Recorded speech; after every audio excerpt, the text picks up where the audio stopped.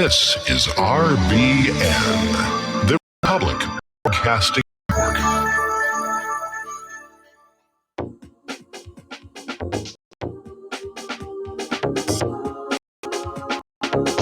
What really happened with your host, Mike Rivero, because World War III is a really bad idea.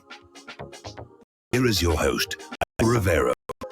And aloha, America. Welcome to our show today. It is Tuesday, December 3rd, 2019. And apologies for the sudden vacancy, if you will. Yesterday, I had a doctor's appointment I needed to get to, and it was right on top of the show. So anyway, everything's fine. You know, they were just checking me out and all that stuff. Now, Kamala Harris has dropped out of the campaign, so that's one less, and we're going to start seeing more and more of them, I think, drop out here. And before we get into it, though, I have a little bit of a gripe, and that is that the remote on our TV died, and we called the company and they said, well, go on down here and we'll get you a new remote. And it wound up being this huge long drive because the GPS on my iPhone took us in the wrong direction. And it was very, very frustrating. And when we got there, it turned out the office had closed. So we're going to have to go and deal with that tomorrow. All righty, so let's get into the news today. And I can't say I'm very surprised about this, but apparently Inspector General Horowitz is ready to exonerate the Russiagate plotters. And Horowitz has stalled for around 15 months, and now it looks like he's going to release some chicken feed to the public by giving the Russiagate conspirators a stern talking to while exonerating them of all criminal wrongdoing. Now, I could have told you the deep state would never turn on their own. Attorney General William Barr, the fixer for Poppy Bush, co-conspirator in the Iran-Contra and the Mena, Arkansas drug-running operations, could never prosecute the deep state criminals without potentially exposing themselves to his own misconducts. The fix is in. And the question is, has Trump been in on the scam from the beginning? And if the answer is yes, millions of innocent patriots are going to be at stake. So, like I said, not too surprised. That's the latest word coming on down here. Now, Lisa Page broke her silence on the eve of the Department of Justice IG report and portrays herself as the victim of President Trump. Victim, I'm a victim, I'm a victim. She said that Trump's tweets were like getting a shot to the stomach here. But Lisa Page is not a victim. Her actions damaged the FBI and our nation. So we'll see what's going on. Now, interestingly enough, Adam Schiff is giving the committee members just 24 hours to review the impeachment report before voting. And supposedly that would be today. They have to digest it before voting.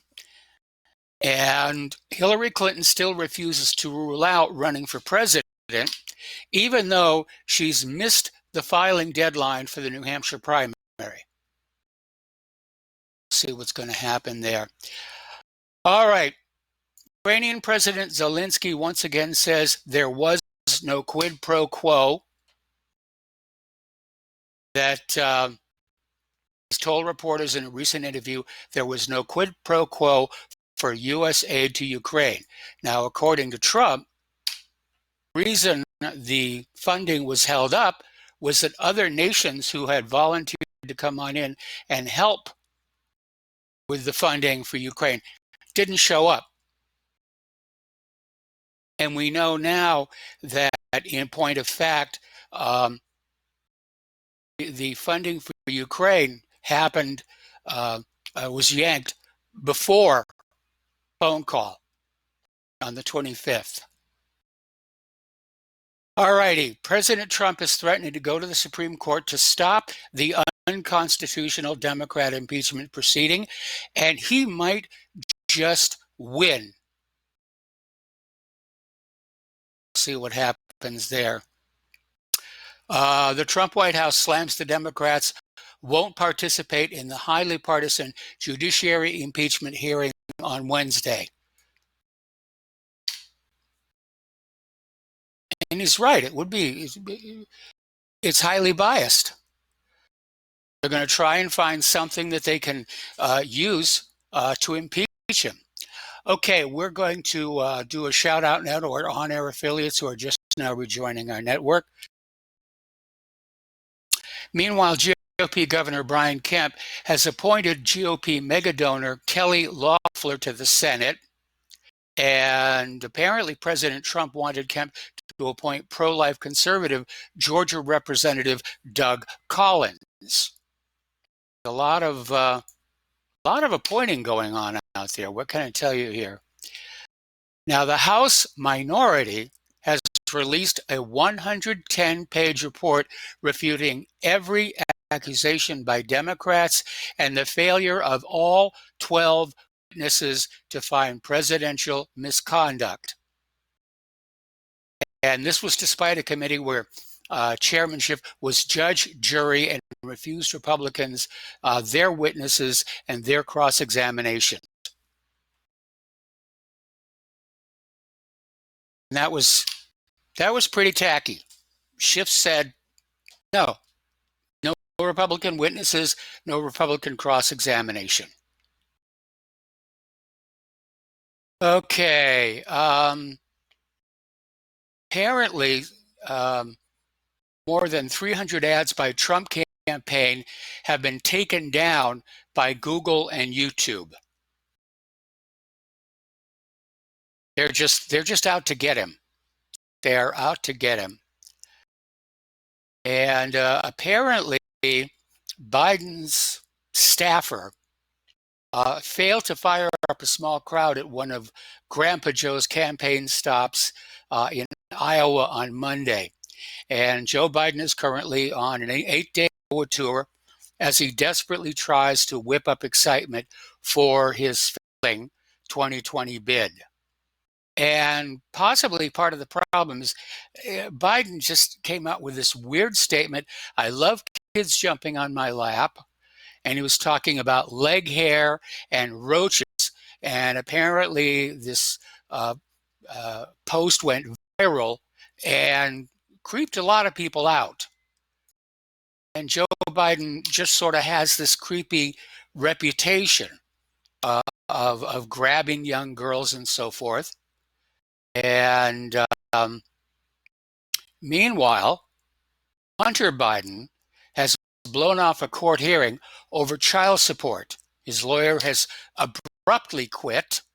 Now, Hunter had a child with 28-year-old London Roberts after meeting her at a D.C. strip joint where she worked as a stripper, and she's not being compliant. She's demanding a hefty child support payment. And Hunter Biden, the adventures in that strip club, apparently it involved drugs and sex toys.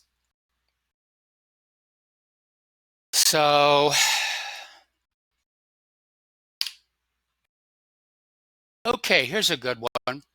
Jeffrey Epstein's private banker at Deutsche and Citi found swinging from a rope. Now, they're calling it a suicide. But this is another mysterious Epstein-linked death. And it comes shortly after the FBI was seeking to interview this bank executive about loans he approved for Epstein and the indicted child traffickers' labyrinth of U.S. business and offshore companies. So, suicide, my astrolabe, what can I tell you? Over at the BBC, they've received a record 24,000 complaints in the past fortnight over alleged bias when reporting on the election campaign. After all, BBC is the network that reported on the collapse of World Trade Center Building 7, 26 minutes before it actually happened.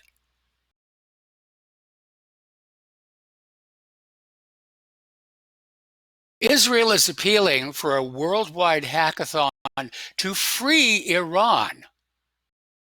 And they're basically saying, grab some Red Bull and code. And Israel's Defense Minister Naftali Bennett introduced during a social media message on Iran published Saturday. He explains that Iran blocked internet access after mass anti-government and economic grievance-driven protests spread to some 100 cities over the past week. So many social sites in Iran are still banned as we speak, he notes. And so he basically wants a hackathon to save Iran from itself. Alrighty, let's see. Angela Merkel, meanwhile, has gone full liberal authoritarian, demands restrictions on free speech. And again, it's just like, yeah, it's like the Nazis. Okay. Now, there's an interesting little article here,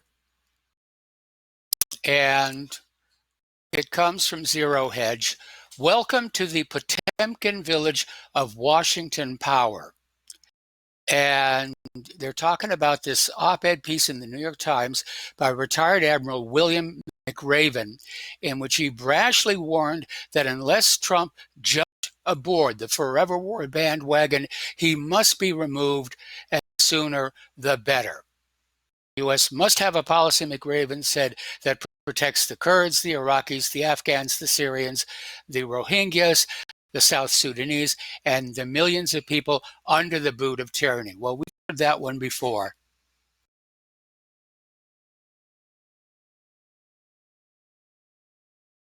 And it's always an excuse for war. It really is. Now, ABC News is reporting that U.S. bribes to protect convoys are funding the Taliban insurgents. Payments are as high as $15,000 per truck, up to 300 trucks per convoy. And the Taliban control over Afghanistan increased 15% between 2015 and 2018, according to SIGAR. Now, here's another good one. This is from Sputnik News. The Pentagon is pretending to fight Daesh, ISIS, in a new op to justify U.S. continued Syria occupation. The United States wants to stay in Syria, and to do it, they're pretending to fight ISIS. So, anyway, the Syrian army has bombed Kurdish tankers smuggling oil to Turkey, which is a message to Trump. Oil tankers and oil makeshift refineries in the northeast of Syria were bombed by mysterious planes yesterday morning. Sana later stated it was done by the Syrian Army Regional Command. And the statement conveyed Syrian Arab news agency Sana was brief but meaningful. Sana's correspondent in Al-Hasaka quoted a field source as saying, verifying that some Kurdish organizations in the Syrian Jazeera region smuggle Syrian oil through tanks through Jarablus and the Erbil region in northern Iraq to the Turkish regime, which they claim to be their main enemy. And groups of these tanks and oil refineries were destroyed this morning. Now, the source stressed that strict measures will be taken against any smuggling of stolen oil from Syrian territory outside Syria. Now, Syrian Jazeera region refers to the Syrian territories east and northeast of the Euphrates. But he's bombing everybody here. Down in the Democratic Republic of Congo, heavy gunfire has erupted in response to the anti-United Nations protests. And basically, the protesters are demanding that the UN withdraw from the city again, and they march toward the UN headquarters. Security forces blocked hundreds of demonstrators attempting to get close to the UN compound, housed inside the airport near Beni, one of 2 UN bases in the area. This is from Al Jazeera. And it says, we still have heavy gunfire here. Local sources are confirming the death of 2 people, including a young boy and a woman. And they're saying the Syrian people, I'm sorry, the Congolese people are saying they don't feel safe and the UN has to leave. And they say they will not stop protesting until the UN leaves the area. So anger erupted last week over the perceived failure of UN peacekeepers to protect civilians from deadly rebel attacks, with several mass demonstrations targeting the UN facilities in the northeastern DRC. Alrighty, the war against Syria. So why is the truth not known and accepted by broad-based Western populations? And renowned author Michael Collin demonstrates the characteristics of war propaganda that deny us the right to know. First, the real interests that push for war must be hidden. Privileged access to and control of resources, including oil pipelines, must not be mentioned. Second, history has to be erased. People mustn't be aware of the long-standing imperial efforts to divide, weaken, and colonize Syria. They must not know that the war in Syria was planned well in advance by imperial powers. Third, the leader of the country must be demonized. Well, we've seen how that happens, about how Assad gassed his own people. And people must never know that elected President Assad has always been popular, even according to a NATO poll, and that the invading terrorists were never accepted nor welcomed by the vast majority of Syrians.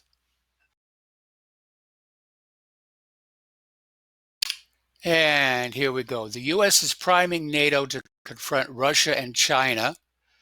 And the December 3rd and 4th summit of the North Atlantic Treaty Council in London resembles a family reunion after the acrimony over the issue of military spending by America's European allies. The trend is up for defense spending across the European allies and Canada. Over $100 billion with a B is expected to be added to the member states' defense budgets by the end of 2020.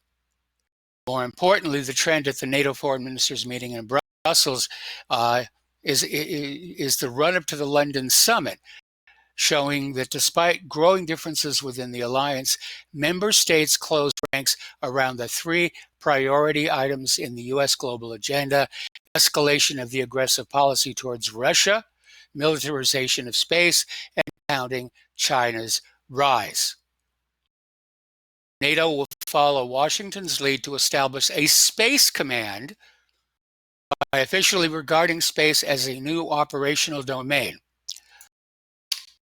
Well, as I've mentioned before, that's a problem. And I think that's illustrated by these satellites that have been put up there to present high-speed internet to the whole world. And they're very bright, very reflective. They're interfering with astronomers. Got to take a break for commercials. We'll be right back.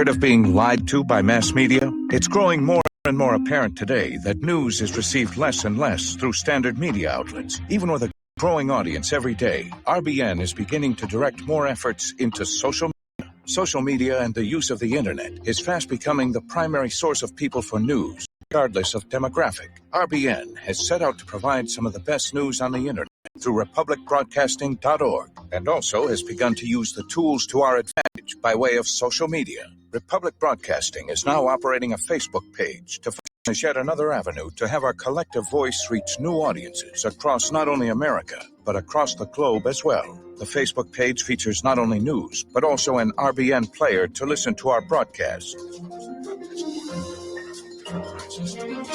Get involved by visiting facebook.com/Republic Broadcasting and liking our page and share it with your friends and family, because you can handle the truth. Folks, we're living in a world the likes of which we've never perceived any clearer than we do now. The plan for global governance has been in the works for generations and would have likely been achieved by now, but for the fact that the globalists left open their Achilles heel. With all their tools, Federal Reserve System, fiat currency, no child left behind, and then Common Core education introduced to our schools to dumb us down, vaccines, pharmaceuticals to lobotomize us, GMO foods, insertion of compromised or bought and paid for politicians, judges, mainstream media propaganda, all pieced together like a puzzle designed to ultimately bring the world under submission. But with all their strategy, they forgot one thing: knowledge. And knowledge is power. With knowledge, their bombardment is nullified. Folks, with that, as brilliant and knowledgeable as you've become, among the wisest audience of any radio audience in the world, and you are, I want you to take a moment to reflect and ask yourself, how much of that knowledge did I obtain from Republic Broadcasting Network? How high has my consciousness been raised since I've been a listener? How fast am I now able to discriminate truth from fake news by being a Republic Broadcasting listener? How clear am I now able to see the world since I've been listening to RBN? Ask yourselves those questions, folks. Then ask yourself, what is that knowledge worth to me? Like my morning coffee, how would I survive without it? A voice of truth in a sea of lies. Do we not all need to make sure it survives? Like public broadcasting, we are now finding we can only survive with listener support. Censorship, advertisers being attacked, truth itself being attacked. It's the only way through this. We at Republic Broadcasting humbly ask you to become a supporter. Look at your budget and make a determination of what Republic Broadcasting is worth to you and what you can afford on a monthly basis. Go to republicbroadcasting.org and pledge 20, 30, 40, 50, if possible, 100 a month or more if it's affordable. Click the donate button and become a regular monthly donor. Assure both us and yourself that Republic Broadcasting truth will continue to flow like that morning coffee. The network thanks you. What this country is coming to, I sure would like to know. If they don't do something by and by, the rich will live and the poor will die. Doggone, the panic is on. Can't get no way, can't draw no pay. Unemployment getting worse. And aloha, America. Welcome back to our show. And as we were mentioning just before the commercial break, the U.S. is basically pushing on NATO to confront Russia and China. And NATO has declared space an operational ground, which I think it's going to wind up with a ton of shrapnel. And again, there's these satellites that were put up there to provide high-speed internet all over the globe. And already astronomers are complaining because they're so bright and reflective. Now, Gorbachev is warning of a hot war between the U.S. and Russia. And he warned in a new interview that tensions between the U.S. and Russia could lead to a hot war between the two nations. That means we're talking nuclear bombs. Asked whether the tensions threaten to lead to a new era akin to the Cold War, Gorbachev told CNN, "I think this should be avoided." And it's good that already all over the world, there is a conversation and people are talking, people are reacting, and this is the most important thing. speakers and politicians, people understand that this new Cold War must not be allowed, because it could turn out to be a hot war that would mean the destruction of our entire civilization. Well, he's got that one correct. Meanwhile, Macron is out there urging an end to NATO's Cold War with Russia. So it looks like everybody's saying this is a bad idea. Okay, the Russian Defense Ministry is denying allegations of an airstrike on a refugee camp in Syria. According to the Russian top brass, the evidence is fake. Rumors about a Russian air raid on a refugee camp in Syria last August have nothing to do with reality, according to Russian Defense Ministry spokesman Igor Konashenkov. And to the regret of those who ordered this fake, we have to reiterate that the coordinates of targets and reports of the accomplished missions are never radioed verbally and openly. Said absurd accusations by the fake's authors are based on a video footage of unknown origin showing white helmet swindlers rushing about in front of the camp's buildings, images of blue skies where a Russian plane was allegedly seen, and fragments of phrases spoken in Russian and attributed to Russian air pilots. Okay. Over in India, they have just test-fired a nuclear-capable missile, and basically following a major row over controversial comments from a senior Indian diplomat who in a recent televised speech called for the adoption of the Israeli model in Indian-administered Kashmir. And New Delhi has added fresh fuel to the fire with another successful test launch of an intermediate-range ballistic missile, the Agni-3, on Saturday. And this comes after a series prior short-range nuclear-capable tests over the past couple of weeks. So it was the first night trial of the nuclear-capable Agni-3 surface-to-surface ballistic missile fired from an island off of India's east coast into the Bengal Sea. Indian defense sources have touted that the nuclear-capable ballistic missile possesses a range of over 1,862 miles and has successfully hit its targets in the latest tests. So what the Indian diplomat stated in a private gathering gone viral was that Israeli-like apartheid should become the rule of law in Kashmir, where Muslim Kashmiris would only be granted what would be tantamount to second or third class citizenship. And of course, it's quite obvious the person uttering those words has never been to Gaza, East Jerusalem, or the West Bank. By the way, the West Bank is now without electricity due to economic hardship. And again, everybody's playing with these nuclear missiles. It's entirely possible we could see a nuclear war here. Okay, over in Iraq, parties hold talks on a new prime minister as protests continue. Talks began in the lead up to Abdul Mahdi's resignation. And apparently his resignation did not take anyone by surprise, least of all Parliament. Officials say that talks on his replacement had already begun days before he resigned and are now actively going on in earnest, which isn't to say that finding a new premier is going to be easy. Agreeing on Abdul Mahdi as a compromise candidate took a while, and there were even more obstacles in the way of anyone being a long-term success now. We have to take a break for commercials. Join us on the air, 800-313-9443.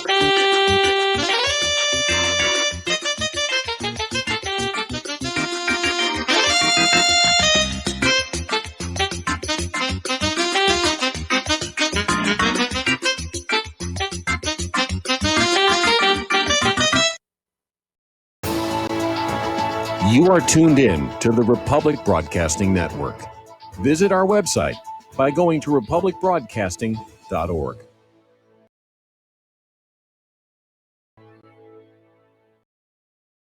Homeowners, are you in foreclosure, expecting to be served with a foreclosure lawsuit, or suspect your lender has coerced you into an illegal mortgage transaction?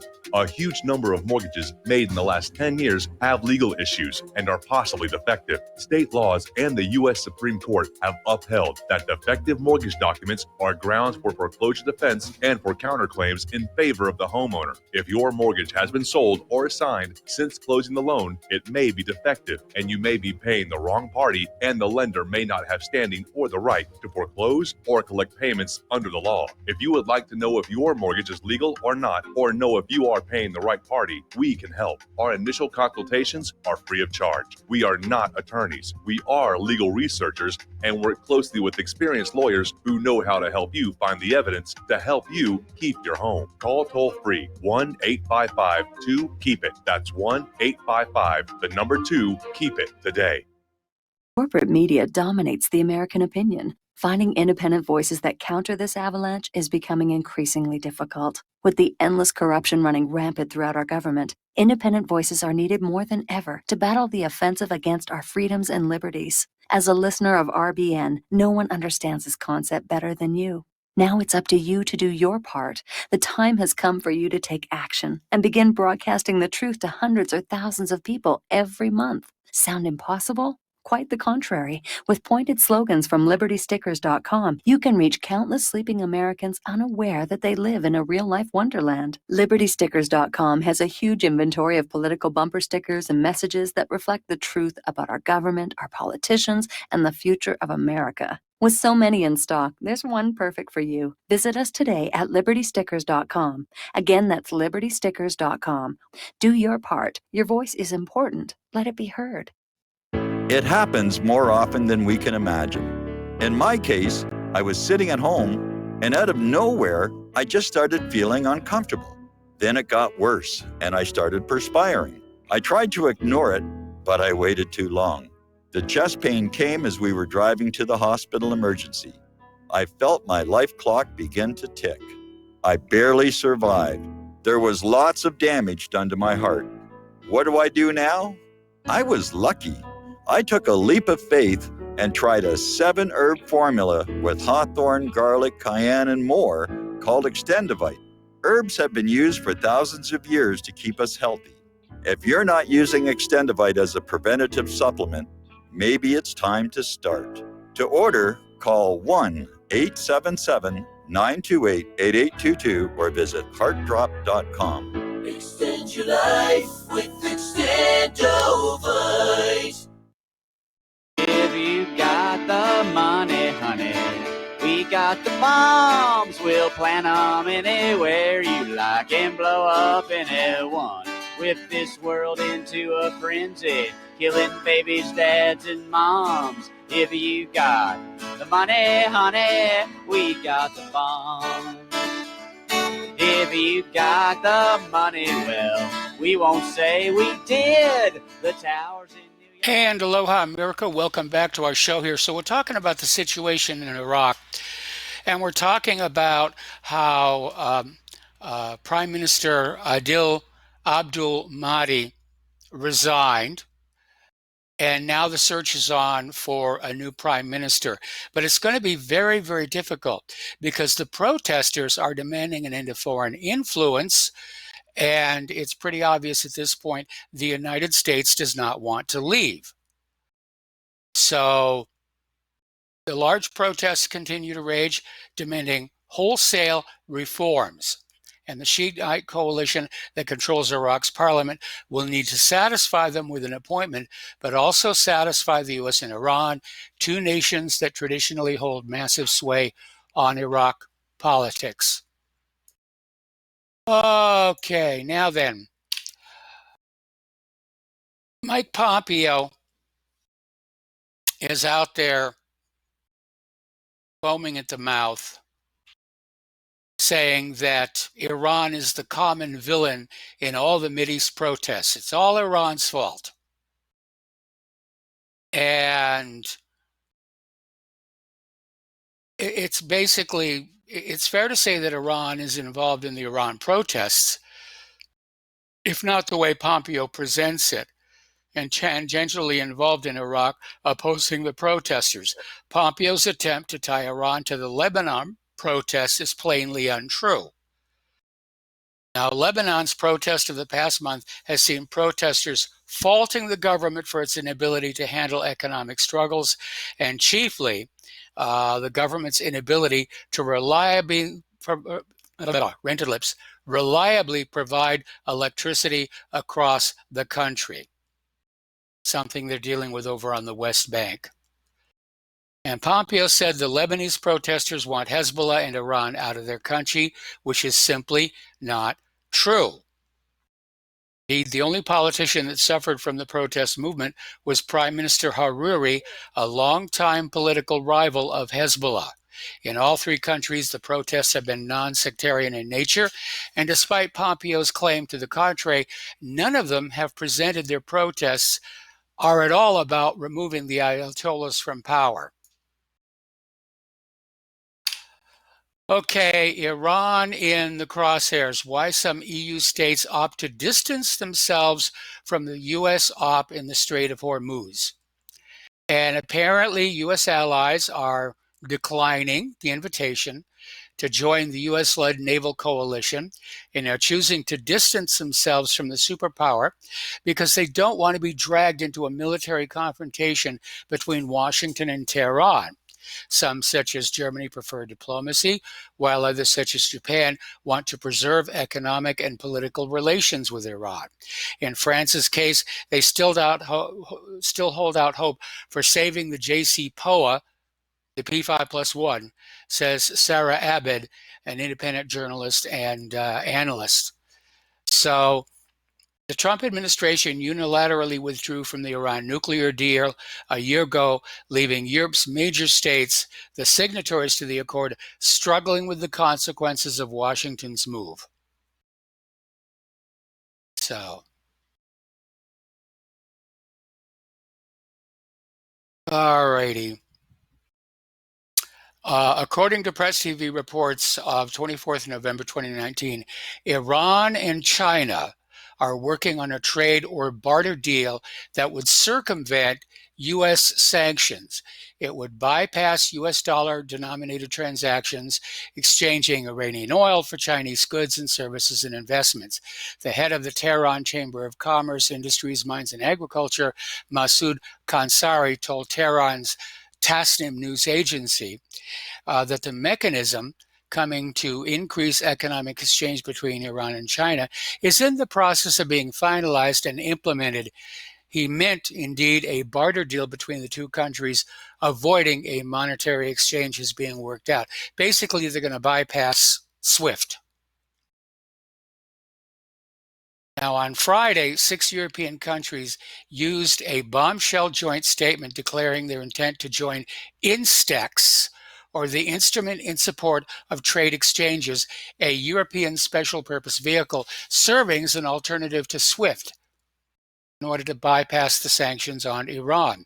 Finland, Belgium, Denmark, Netherlands, Norway, and Sweden released a joint statement asserting it's of the utmost importance to the preservation and full implementation of the Joint Comprehensive Plan of Action on Iran's nuclear program by all parties involved. And in light of the continuous economic support for the agreement from Europe and the ongoing efforts to implement the economic part of it and facilitate legitimate trade between Europe and Iran, we're now in the process of becoming shareholders of the instruments in support of trade exchanges subject to completion of national procedures. All right, we're going to grab ourselves a phone call. David in Iceland, aloha, welcome to the show. What's on your mind? Hello, thank you, Mike. Because your show is named "What Really Happened." Has anyone come to the conclusion what really happened to JFK? Yeah, I mean, basically, if you look at the there was an official congressional inquiry into the assassinations, and they concluded that there had in fact been, what? Was it in 1977? Yeah, and they came to the conclusion that there had, in fact, been multiple shooters attacking John Kennedy. Yeah. Did you know that Jim Mars? Did you know Jim Mars? Yes. Yeah. He did an interview with James Files. Have you heard of him? No. He said that he was the shooter, and he described it in the most detailed, description I've never ever heard. And well, he was there were at about, least 3 shooters. There was one in the school yeah. depository. There was one in the Daltex building, and one at the grassy knoll. Yeah, he described them. He described them. Who was on his team? Yes. But he didn't know of the others. Yeah. So there were at least 1 or 2 teams. And there was also calls to call it off. Well, what happens is when they're getting ready to do something like that, it's put on hold until somebody gives the order to proceed. Yeah, they said, he said, it's going down anyway. His boss, he said it. And, okay. And you can find it. I found it at least 10 years ago. I think he's still alive. And Jim Mars made an hour-long interview with him. And yes. I'm not sure why it's not more talked about, because he describes it in such, details. Well, if you go to the top of my website, that little gray box, you'll find not only John F. Kennedy's assassination, but Robert Kennedy's assassination, and a bunch of other stuff there as well. Yeah, there was a second shooter at RFK too. Yes. Yeah. Shot him from behind. Okay. Yeah, that's correct. And I'm not sure why it's not more talked about, because people really, would like to know what really happened. Well, probably because it happened so long ago, and people are willing to, after a while the memory fades, and we have more recent things to talk about, like TW 800 or 9/11, and I mean, it was a long time ago. Building 7 is, screaming, Yes. There was no airplane that hit the building, so that's screaming out loud. Okay, well, I'm just wondering, if some of your other listeners, have looked into this, maybe someone who knows this in better detail than I have, or maybe you looked into it, maybe it's like a sandbox or something. Well, like I said, if you go up to the top of my main page, you'll find a story about JFK. Okay. Okay. I've looked. Yeah, thank you. And maybe some of your other listeners or callers, maybe they know something. Okay, it's thank entirely you. possible. Probably. Okay, bye-bye. All right, bye-bye. We're going to switch over to Joe in Tennessee. Bye-bye. Aloha, Joe. Welcome to the show. What's on your mind? Yeah, that last caller, he brought up some interesting things, but this anniversary of Kennedy's assassination, it went by without hardly anybody saying a word. I've never seen it so quiet on the mainstream media front. Normally they have a little bit of a recognition of it, but this year they didn't. It was not a peep. And I think it gets back to, I think part of it is this: there is a war against the deep state now, and as of now, Trump seems to be the champion, and he's a very powerful champion in that he's the president, like Kennedy. And I think that might be part of the reason why the Kennedy assassination thing is kind of a taboo. It's something I'm sure the executives at the media companies, they're just told right now not to leave it alone. Don't even mention the Kennedy assassination, because at this time, with what's going on, the exposure of the FBI and the CIA plotting against the president, Trump, not to assassinate him, or maybe we didn't know about that yet, but at least to take him down, right, with the insurance policy and the manufactured Russia collusion investigation. And you're seeing it now with the Democrats trying to impeach him. So, that's you're not going to see anything that brings up because the Kennedy assassination shows how long these deep state bastards have been in power in this country and what they are capable of doing. So as far as I'm concerned, the whole Kennedy assassination, it's like 9/11. It's like Waco, Vince Foster, that Flight 800. Everybody that really looks into it knows what's going on, and the information's out there for you. But don't ever expect the mainstream media to broadcast the truth of these events. It'll probably never happen unless there's a complete overturning of the establishment, which is what I'm hoping for. But I'm realistic in that I doubt I'll see it. But you never know. Yeah. And that's why I to this day I still support Trump in his crusade against the deep state. And until I see him make peace with them and them not attacking him, then I'll know that he's gone. He's still good, and their hatred for him tells me that he's doing the right thing. Now, Barr might be another question. Like you say, this Pfizer report, this report coming out with Horowitz. We'll see. But my whole thing is, if they roll over for this, it's just going to show what they are, how corrupt the system is. And in a way, that's a good thing, too. So to me, it's a win-win situation. Well, I win if they expose them and these guys get handcuffed and frog-marched. I win if they don't, and everybody can say, hey, look how corrupt the system is, because the system needs a thorough cleaning out, and it hasn't happened yet. But about Kavanaugh, I'm really, enjoying to see Kamala Harris withdraw from her candidacy, and she can go back to Willie Brown, because that's what she is as a whore. That's how she got her start. These women, they like to pretend like they're feminists. In particular, her. I shouldn't say these women, but her. She likes to go around and talk about women. But you know how she got her start in politics, right? Was by having sex with Willie Brown. That's how she removed, she'll sit there and talk about Kavanaugh, and you'll see her up there running Kavanaugh down.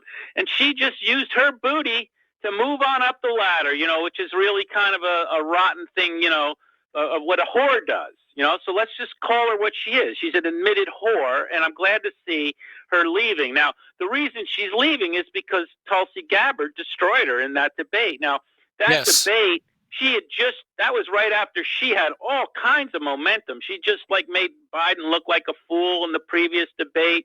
Everybody was throwing money at her. She was being feted by all the media. And Tulsi just took out a scalpel and just tore her up. And it's interesting to me that she's going out and they're still ignoring Tulsi because, she tore Kamala up. Where did all the support and the people that she tore Kamala up with go? I'm sure they're pulling the Ron Paul on Tulsi with her, with her numbers. There's no doubt in my mind that she's got they're doing the fake polls.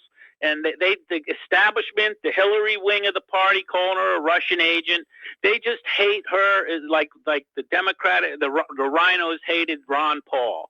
So I'll give this to Tulsi Gabbard. Thank you for destroying this whore, and I wish you the well, because of all the Democrats, she's probably the only one I could really accept to see as the president of the United States to beat Trump. Now Biden. What a clown.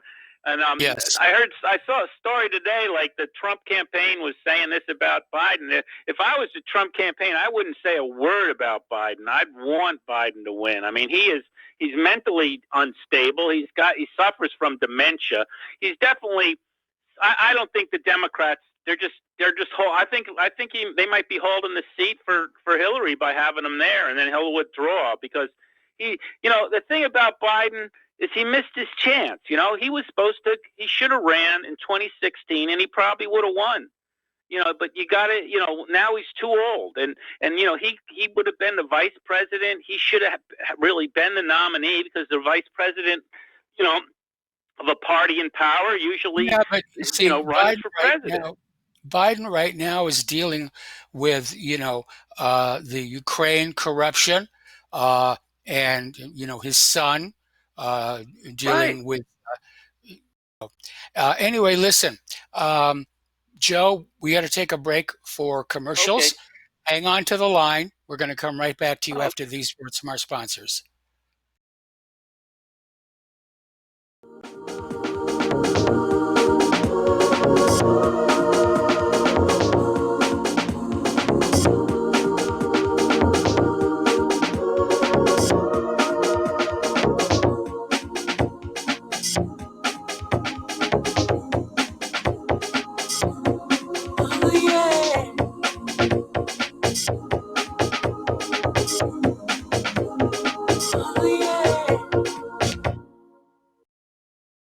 Homeowners, if your lender has gone out of business or sold your transaction to another lender or servicer, you may be the victim of a wrongful foreclosure, resulting in the loss of your home. If you've already lost your home, are in foreclosure, or even in good standing, you can challenge the mortgage transaction's illegal issue, and your property can be restored to you, and your foreclosure can be stopped or reversed, and the mortgage transaction declared unenforceable. State laws, U.S. title codes, the Uniform Commercial Codes, and U.S. Supreme Court rulings have upheld that defective mortgage documentations can reverse or stop foreclosures and enforce property title claims in favor of the homeowner. We are having successes in stopping the process of foreclosure, the enforcement of the foreclosure judgments, the sale of property, and evictions after the sale. We are not attorneys, and we don't give legal advice. We are a professional team of legal researchers, providing forensic mortgage audits and expert witnesses. We have the knowledge to produce the evidence and enforce laws regarding your legal issues. We've been in business for 12 years without a complaint. Consultations are free, and we provide a free title search to confirm if your mortgage has legal defects. Please call 855-253-3748. 855, the number 2, keep it today.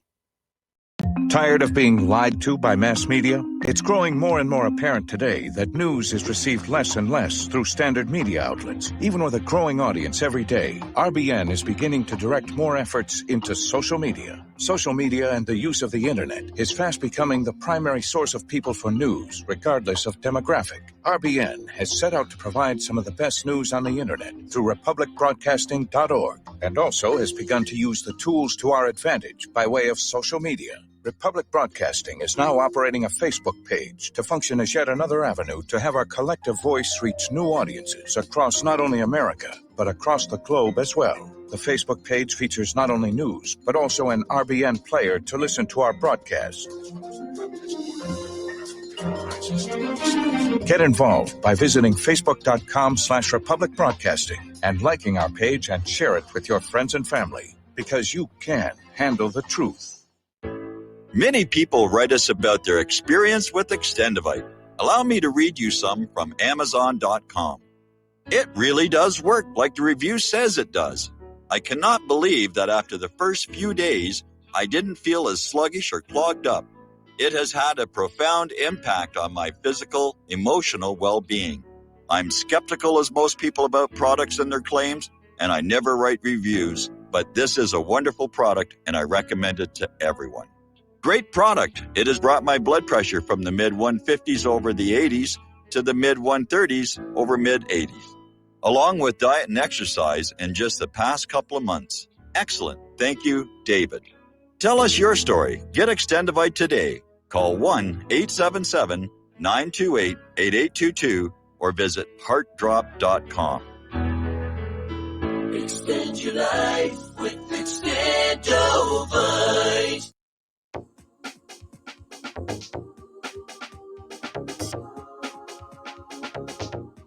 What really happened with your host, Mike Rivero. You're listening to the Republic Broadcasting Network. Here is your host, Michael Rivero. And aloha, America. Welcome back to our show. We're talking with Joe in Tennessee.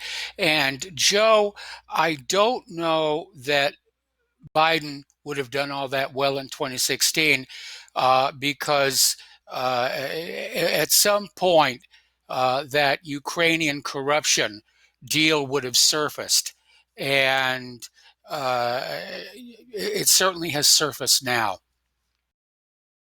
Yeah, but I think he's quite a bit more liked than Hillary. without a doubt. And he would have done True. better in those Rust Belt states, Wisconsin and Michigan with labor. Labor likes Biden. So, he has ability, even though he's phony, he does have the ability to talk a little bit of a populist line. And he does have a more.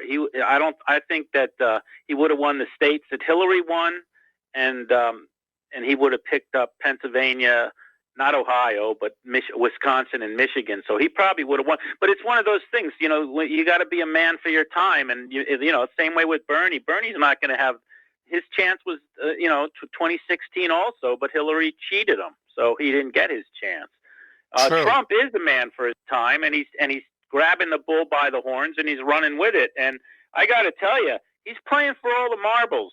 And if he gets reelected, and because of this impeachment, he gets a Republican House, a Republican Senate, he'll probably get 2 or 3 more Supreme Court nominations, and he really could change the character of this country for the next 50 years. I mean, we'll get our wall, right? We'll which is being built, but he'll have a Republican House that'll be Trumpians, not rhinos. He'll have a Republican Senate, and by then he'll be up to 300 federal judges. So you won't have all these judges jumping in and stopping everything he does all the time. So he really is playing for the marbles, and I give him credit for his moxie. And I think he likes this impeachment thing because the Democrats might not have realized that they just raised the stakes. They're going to go, and they're risking losing the House. If they would have just played nice, they probably could have kept the House and not given Trump all this power. If Trump wins re-election and puts a Republican House and a Republican Senate, and he gets 7-2 on the Supreme Court, he'll be like an emperor. I mean, it'll change this country's character, and it's for a good thing, I hope. But I don't know. I mean, I don't know if they realize what a risk they're taking. The establishment with taking this.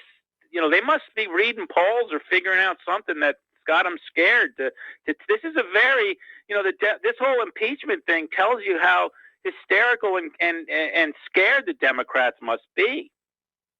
Well, the reason they're scared is that if this impeachment thing falls apart, then there are 30 Democrats who are going to be in serious trouble in the 2020 elections. Well, and then he gets control of the House, and once again, Ruth Bader Ginsburg's probably going to be dead before the election. So, they're scared about that. I think part of the impeachment is to say we can't allow an impeached president to pick the next Supreme Court judge, can we? That's going to be one of their talking points when Trump nominates that woman. What's her name? I can't think of her name right now, but anyway, I hear the music. Listen, Joe, thanks an awful lot. We got to let you go now. Thank you. And take a break for station identification, and we'll be right back.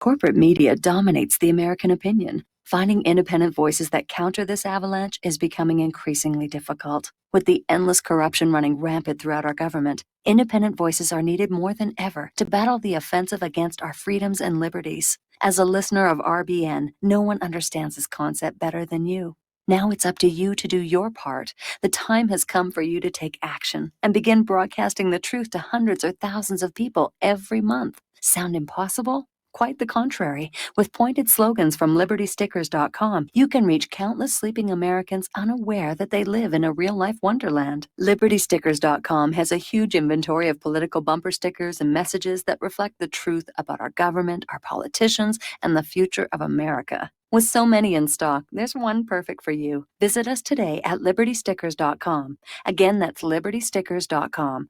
Do your part. Your voice is important. Let it be heard. You're listening to the Republic Broadcasting Network, because you can handle the truth.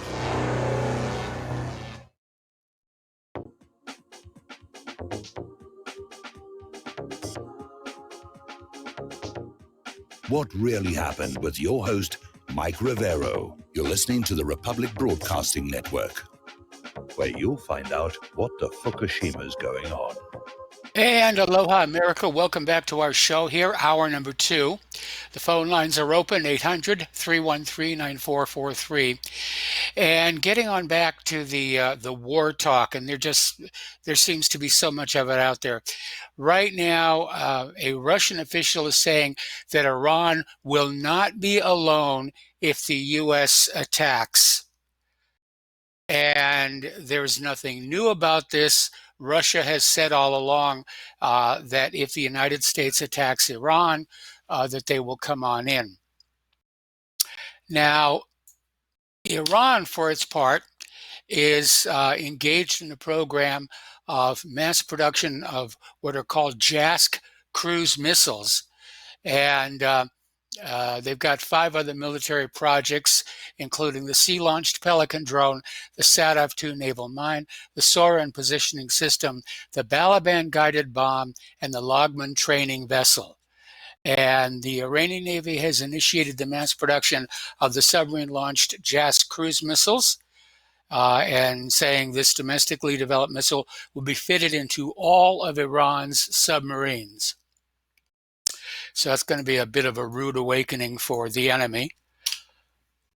Now, Iran is demanding that the United States pay it $130 billion in damages for inciting riots and other crimes against the nation.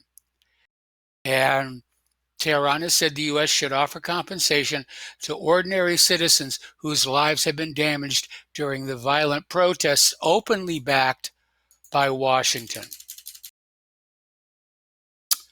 So there we are. Iranians have filed more than 360 lawsuits seeking compensation from the U.S. for the damages caused by the widespread rioting and looting during anti-government protests, as well as for other crimes committed by the U.S. against our nation.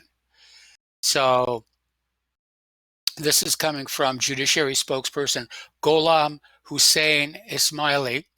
And Ismaili accused Washington of inciting and supporting the unrest, stressing that American actions directly hurt ordinary Iranian citizens.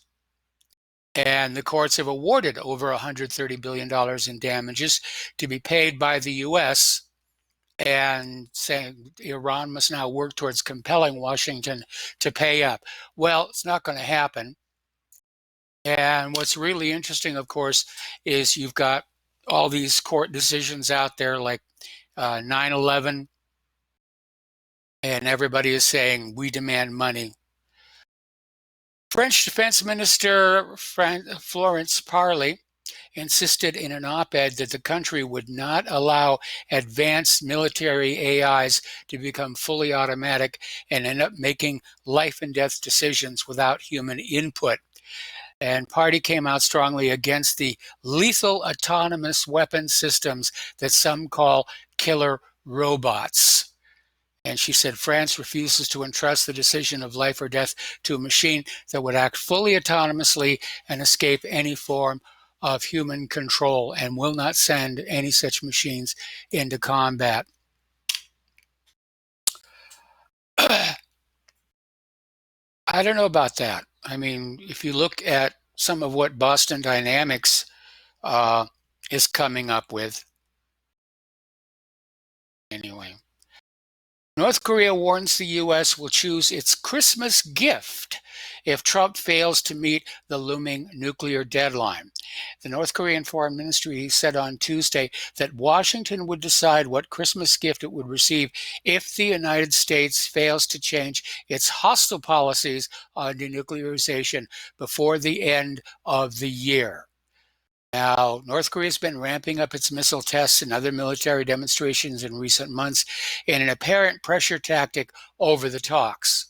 Negotiations have faltered since a February summit between Kim Jong-un and Trump in Vietnam, which broke down after the U.S. rejected North Korean demands for broad sanctions relief in exchange for a partial surrender of its nuclear capabilities. So Kim later issued his end-of-the-year deadline and has also said the North would seek a new path if the U.S. persists with sanctions and pressure. Working-level talks last month in Sweden broke down over what the North Koreans described as the Americans' old stance and attitude. And yeah, that's exactly what's going on here, because the United States has this attitude that they've picked up from the Israelis, which is, you give us what we want first, and then we'll do something nice for you. If you understand anything about the Asian mindset, it doesn't work that way. Okay. Uyghurs come on out with this comment. This entire century has been an unmitigated march in the direction of stupidity. Two paths forward with China, the good and the bad. And basically he's saying he's consistently forecast a significant worsening in U.S.-China relations and remained adamant that all the happy talk of trade deals and breakthroughs is just a load of hot air. And he's absolutely right. He's absolutely right. It's a lot of hot air. All right, we're going to do a shout out now to our on-air affiliates who are just now rejoining our network. Now, on Monday, Donald Trump extended a national emergency declaration for Nicaragua for a year due to this dismantling and undermining of democratic institutions by the government of Central American country and the alleged repression of activists. So the notice extends for 1 year, the emergency declared on November 27th, 2018. National emergency is intended to broaden the presidential powers to invoke a dozen relevant U.S. laws. How it's not clear how the declaration would apply to Nicaragua. Trump used a similar emergency statement regarding the U.S.-Mexico border to invoke existing laws that, according to the administration, allow the diversion of money from government programs to build a border wall. But why has Trump decided to do this? Nicaragua, a national security threat? Well, what they've got in Nicaragua is lithium. And that's really what it's all about. They want that lithium.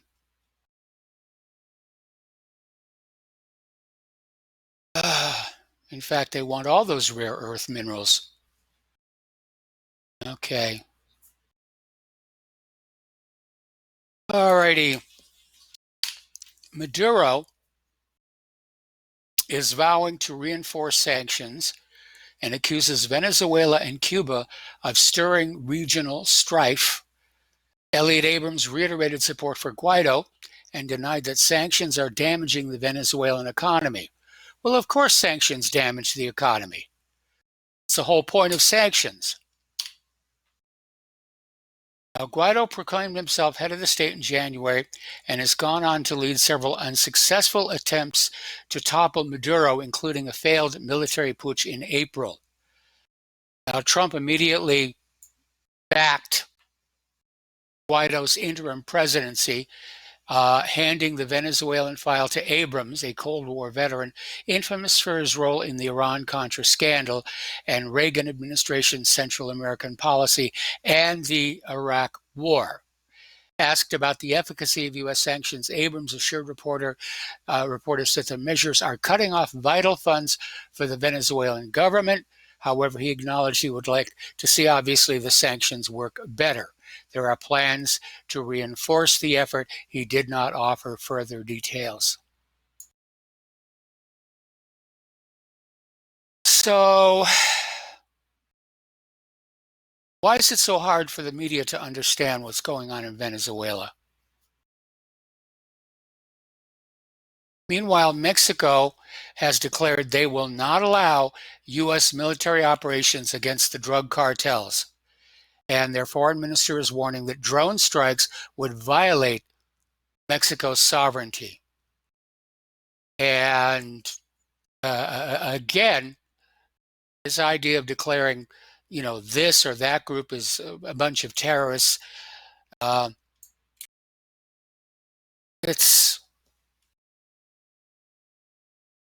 Trump hasn't said whether he will send any troops, saying that he doesn't want to say what he's going to do after the designation of the cartels. He refused to rule out the use of drone strikes in a recent interview.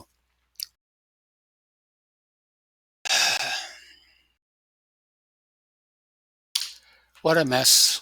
What a mess. All righty, let's talk about economic news here. Apparently, at the end of another long day trying to sign up new clients, accusing the Roman Catholic Church of sexual abuse, lawyer Adam Slater gazes out the window of his high-rise Manhattan office at one of the great symbols of the church, St. Patrick's Cathedral. He goes, I wonder how much that's worth. So they're already thinking about selling stuff. Across the country, attorneys like Slater are scrambling to file a new wave of lawsuits alleging sexual abuse by clergy, thanks to rules enacted in 15 states that extend or suspend the statute of limitations to allow claims stretching back decades. Associated Press reporting found the deluge of suits could surpass anything the nation's clergy sexual abuse crisis has seen before, with potentially more than 5,000 new cases and payouts topping $4 billion. 75%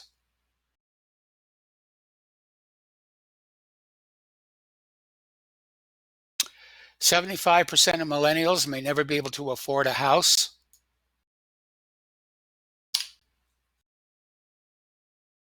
And of course, last week we had Black Friday.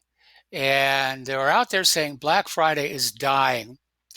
And the claim is that Black Friday is undergoing a transformative period where consumers are ditching brick and mortar stores for online shopping. And Reuters noted Friday traffic volumes at stores across the country on Thanksgiving Eve were soft, and it's likely the trend will continue through the weekend. Another report via KeyBank Capital Markets found traffic somewhat muted at the malls, and KeyBank's analyst Edward Yruma attributed the decline to more online sales. Well, maybe not. I think the fact is that people just don't have the money. They just don't have the money to spend on presents. And I know that, companies like Amazon are doing very well, but they only represent a tiny fraction of consumer spending. I don't think it's online sales. I think people are just broke. Okay, you're going to love this one here. California plans forced internment and asset seizure to solve the homeless crisis. And California's growing homeless crisis has made headlines over the past year. Disease is rampant, and state and local governments have failed to do anything to solve the problem. Well, a new state law would allow the state to forcefully conserve people with mental illness, meaning that if you are homeless and determined to be not self-sufficient, the state can detain you and seize and control your finances until you prove yourself to be self-sufficient. Well, I think the whole point of them being homeless is they don't have any self-sufficiency. They don't have any finances.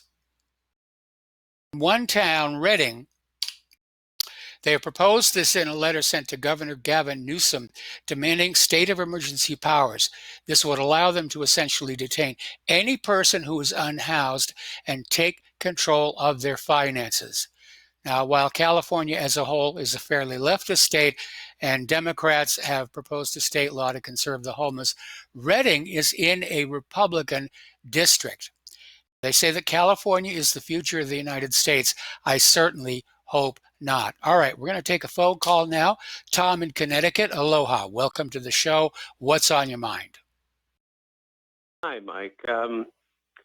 Are you familiar with the work of this Professor Mark Skidmore about the $21 trillion that's missing?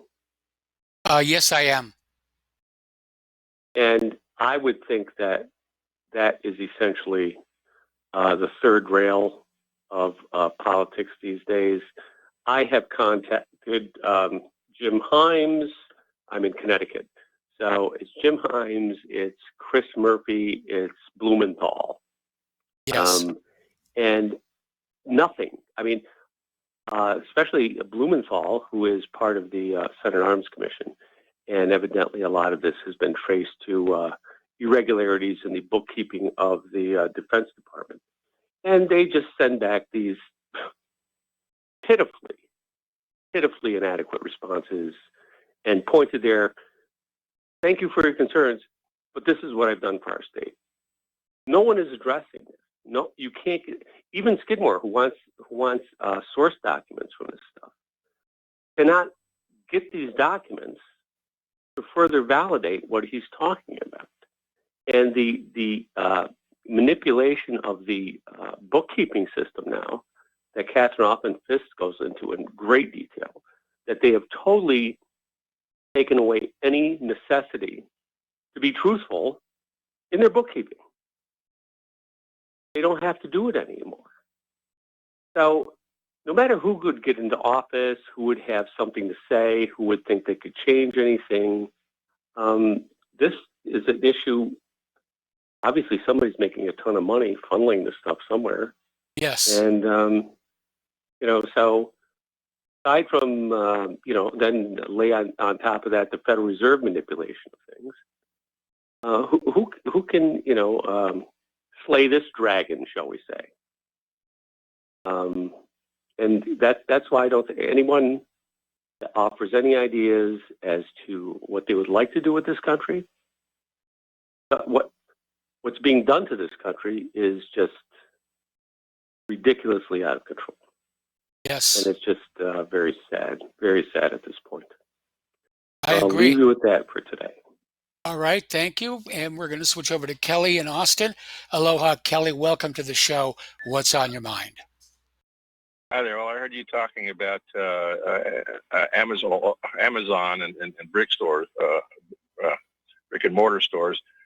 I started shopping on Amazon more and more lately because I can't find what I'm looking for in the stores. For example, I've been trying to get back into amateur radio after many years. I drove all over this miserable city trying to find a simple store that I could buy something as simple as a shortwave radio. And I couldn't find it. I couldn't find any antennas. I couldn't find anything anywhere, not even at Best Buy. Look on Amazon, I can find it there. Another example, I'm a big guy. I'm not a fat guy, I'm a big guy. So I have to shop it big and tall. So can I find a 3X fleece pullover in any of the stores? No. I have to go to Amazon for that, and I have to go to Amazon for other things. So I think one reason is in addition to the convenience that many people find shopping at Amazon, the brick and mortar stores are cutting their own throats because they're not carrying a lot of what people really want. I'd like to see them do that. You're absolutely right about that. They're not that. stocking their shelves. I'm not going to waste my time shopping there. You're absolutely right. And part of the problem has to do with things like the inventory tax, where, yeah, they stock the shelves with like, a dozen of the same thing, and there's no selection. Yeah, yeah, and so you spend your time running around town trying to find the one thing they don't carry, or the array of things that they don't carry. And what do you end up doing? Well, okay, you have to go somewhere for that. You can go to their website, or you can go to Amazon's website. But after having spent my time and wasted my time in their stores, I'll just go back to Amazon. I don't like dealing with Amazon for obvious reasons. But if Amazon gives me access to these things, I will spend the money to get them. All right. Well, Kelly, thank you very much for the phone call. We're going to let you go. We got to take a break from commercials, and we'll be right back. Certainly. Bye. Running around all over. I'm a big guy. Big and tall. Big and tall.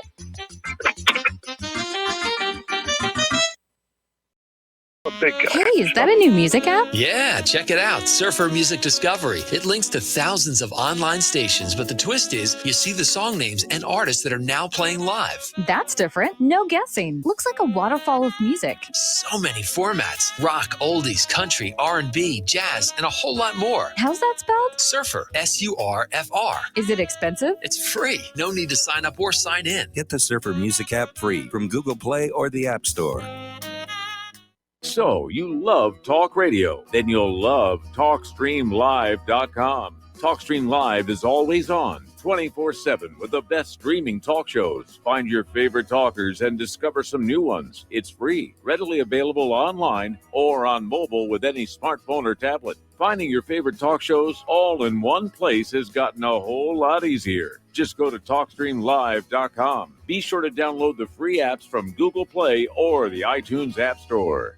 Folks, we're living in a world the likes of which we've never perceived any clearer than we do now. The plan for global governance has been in the works for generations and would have likely been achieved by now, but for the fact that the globalists left open their Achilles heel. With all their tools, Federal Reserve System, fiat currency, no child left behind, and then Common Core education introduced to our schools to dumb us down, vaccines, pharmaceuticals to lobotomize us, GMO foods, insertion of compromised or bought and paid for politicians, judges, mainstream media propaganda, all pieced together like a puzzle designed to ultimately bring the world under submission. But with all their strategy, they forgot one thing: knowledge. And knowledge is power. With knowledge, their bombardment is nullified. Folks, with that, as brilliant and knowledgeable as you've become, among the wisest audience of any radio audience in the world, and you are, I want you to take a moment to reflect and ask yourself, how much of that knowledge did I obtain from Republic Broadcasting Network? How high has my consciousness been raised since I've been a listener? How fast am I now able to discriminate truth from fake news by being a Republic Broadcasting listener?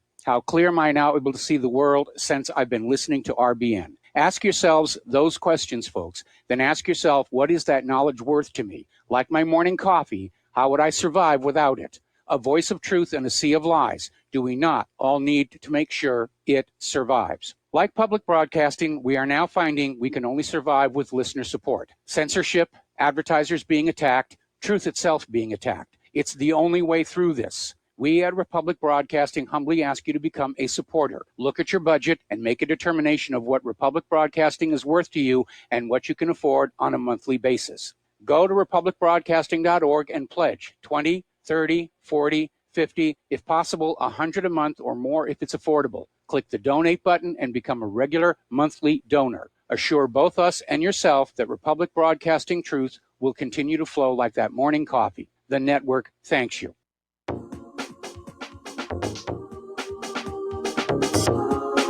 What really happened with your host, Mike Rivero. Join Mike on the air. Call toll-free 800-313-9443. 800-313-9443. And aloha, America. Welcome back to our show here. We're talking about the economic news. And as it turns out, 63% of all U.S. jobs created since 1990 have been low-wage jobs. So it's hard to look at that and consider that you've got a booming economy. And by the way, the stock market did not have a good day. Meanwhile, Trump is threatening to rock Brazil and Argentina with renewed tariffs on metals.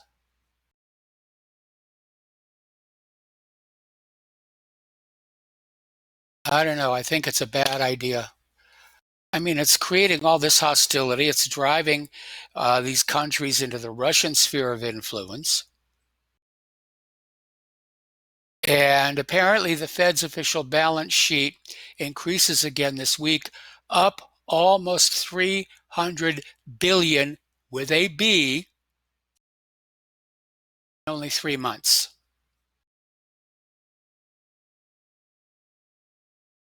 So let's talk about global warming. And basically, a week from today, they're expecting snow here, or to be more accurate, slush. And there's an article that came out of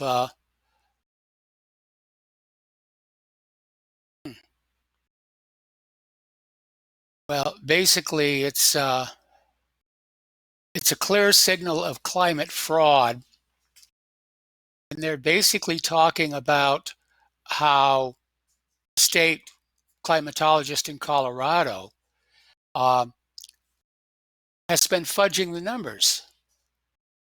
For the past 130 years, Colorado's official record maximum temperature was 118 degrees on July 18th, 1888. The state climatologist has erased that and replaced it with a 115-degree reading from July 20th of this year. And he said the weather is a clear signal of climate change. Claim is that John Martin Reservoir east of Animas, Colorado, was 115 degrees on July 20th, 2019. The 115-degree reading does not appear credible, because there is a USHCN station at Las Animas which recorded only 107 degrees that day. Now, Las Animas has had 424 days over 105 degrees since 1895, and this year's peak of 107 was fairly average and nowhere near a record. There's no reason to believe the 115-degree reading is legitimate or that the 1888 record should be erased, but climate alarmists know they can only rewrite history with impunity because no one in the press will dare question the climate religion. And they now take perfectly ordinary weather events and turn them into all-time records. Okay, so there's this blizzard-like blast from a deadly storm. It's been raging across the United States since before Thanksgiving. It slammed the Northeast on Monday and is forecast to linger in parts until at least Wednesday. And the storm system has been dubbed Winter Storm Ezekiel by the Weather Channel and will barrel into 30 states through Tuesday. More than a foot has already fallen in Massachusetts, upstate New York, and Vermont. It's expected to linger in New York until just before sunrise on Tuesday, in Boston until early Tuesday afternoon, and in Maine into Wednesday morning. Bad weather has already forced the closure of schools and resulted in canceled flights from the East Coast to West Coast as the entire country reels from days of heavy rain, snowfall, and high winds. And by the way, I'm going to tell you, it is very cold outside right now. Okay. And yet, at the same time, we are getting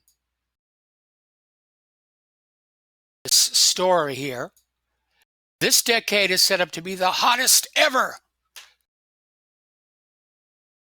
The United Nations warns that climate change is outpacing humanity's ability to adapt as greenhouse gas emissions trigger floods, wildfires, and hurricanes. Now, according to NASA data, there is no CO2 climate emergency. It just does not exist.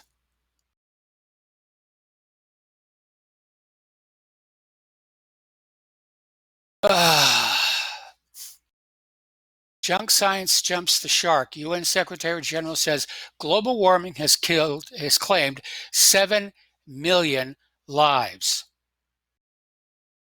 UN General Secretary General Antonio Guterres, the former socialist president of Portugal, kicked off the International Climate Summit that began on Monday and lasts until December 13th.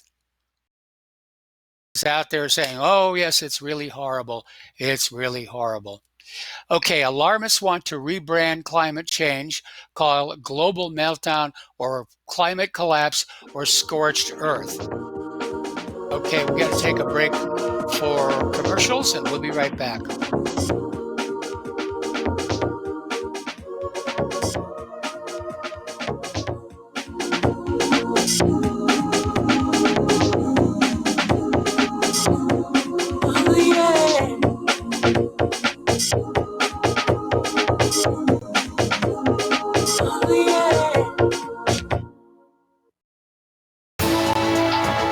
You are tuned in to the Republic Broadcasting Network. Visit our website by going to republicbroadcasting.org.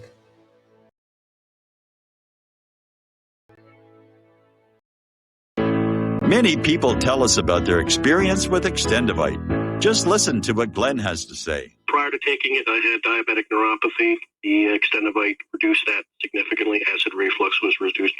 I had athlete's foot, very severe. Trimmed that down to about 75%. Dandruff, almost completely gone. I had occipital neuralgia at the base of my skull. I was having migraines, reduced by about 90%. Heart palpitations, my heart would kind of stall out. I would skip a beat, very uncomfortable. And when walking from downstairs going to sleep, by the time I got to the bedroom, which is just one flight of stairs, my heart was pounding, coming out of my chest. My vision was blurry. This completely solved that problem. Great product. Thanks. Tell us your story. Get Extendivite today. Call 1-877-928-8822 or visit heartdrop.com. Extend your life with Extendivite. Tired of being lied to by mass media? It's growing more and more apparent today that news is received less and less through standard media outlets. Even with a growing audience every day, RBN is beginning to direct more efforts into social media. Social media and the use of the internet is fast becoming the primary source of people for news, regardless of demographic. RBN has set out to provide some of the best news on the internet through republicbroadcasting.org, and also has begun to use the tools to our advantage by way of social media. Republic Broadcasting is now operating a Facebook page to function as yet another avenue to have our collective voice reach new audiences across not only America, but across the globe as well. The Facebook page features not only news, but also an RBN player to listen to our broadcasts. Get involved by visiting facebook.com/Republic Broadcasting and liking our page and share it with your friends and family, because you can handle the truth. Homeowners, are you in foreclosure, expecting to be served with a foreclosure lawsuit, or suspect your lender has coerced you into an illegal mortgage transaction?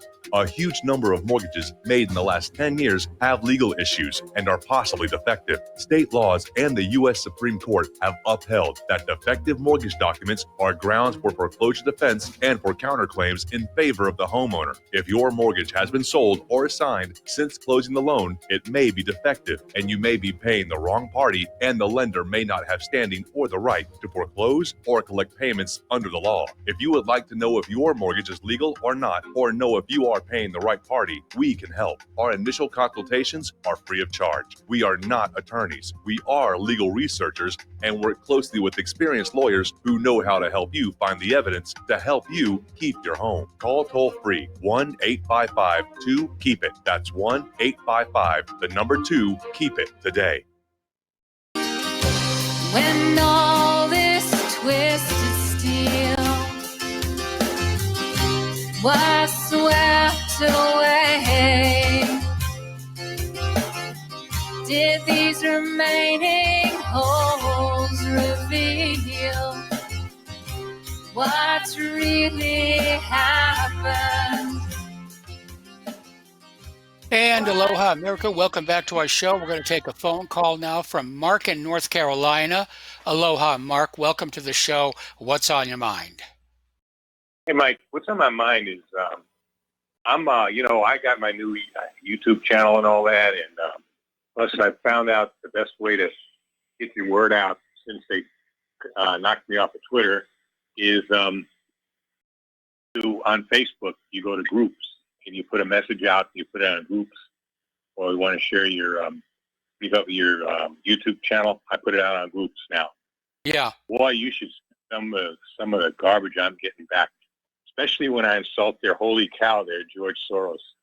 This filthy, this bum is an absolute Nazi collaborator on his own words. I constantly share that, the 60 Minutes piece where he said he was actually proud of what he did. Those are great times for him when he turned in his fellow Jews, stole out of their valuables and all that, and he's a thief. And how do you think he made his money? The guy is a thief, one of the worst in the world. He's one of the most evil men in this world, and I'm getting all kinds of stuff back. You're an anti-Semite. You're this and that. This George Soros is a great man. It's all false, fake news about what you say. It's incredible. I just don't understand it, Mike. I really don't. Same thing with Bloomberg. I put a lot of stuff out on Bloomberg. The same thing. Hey, you're an anti-Semite. You just don't like. I'm not anti-anything. I told you I'm of Hebrew. I guess I don't know. Jewish, Hebrew, whatever you want to call it. Ancestry myself. Yes. But I try to tell the truth. Okay. If a Jew is an evil SOB, he's an evil SOB, just like anybody else is an evil SOB. And it seems like, unfortunately, there are a lot of them. Okay? And I'm not going to hold back and say, say that Soros is, that there's anything decent about Soros. There isn't. There's nothing decent about Bloomberg, by the way, his net worth went from 20 billion to 52 billion since 2008. So while most of us took a beating since 2008 because of people like him, many people lost their homes, okay? They lost their whatever money they had in the stock market and whatever else, okay? Because of people like him. And yet, he made out like a fat cat. And so did a lot of his fellow Wall Street scum, okay? I'm not going to look away from that. All right? I'm sorry, Mike. I'm just not going to do it. Evil is evil. And it's incredible how these people come out. And then they also call me a Russian bot. The truth is, I like Russia. I think it's a great country. I think it's my second favorite country right after the United States, the U.S. and then Russia. Okay? But I've never been there. I'd love to go there. I'd love to take a trip there. Matter of fact, I need at least 2 or 3 weeks, and I don't know who's going to take care of my dog, especially my big dog. He's kind of hard to handle. You know what I mean? When you try boarding, he's like a big spoiled kid. And I just don't know what I do with him. So, and I couldn't take him with me, So, other than that, I'd love to take a trip there. But I do enough exploring on YouTube and other websites and see what's going on in Russia. Americans who have toured it, you get the pictures and all that. You get, I got YouTube now on my 45-inch screen. So, I see what a beautiful country it is. I see how friendly the people is.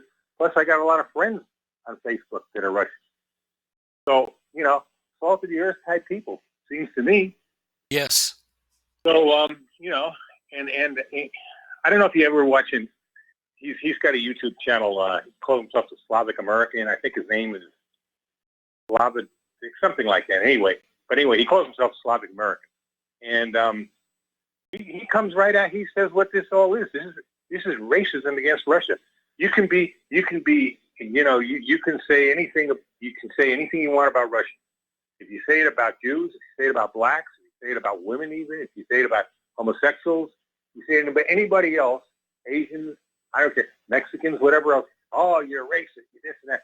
But you can say anything you want about Russia and Russian people. And I mean, they actually insult the Russian people, including that bum there working for the FBI and his whore girlfriend there, Strozik and his Lisa Page.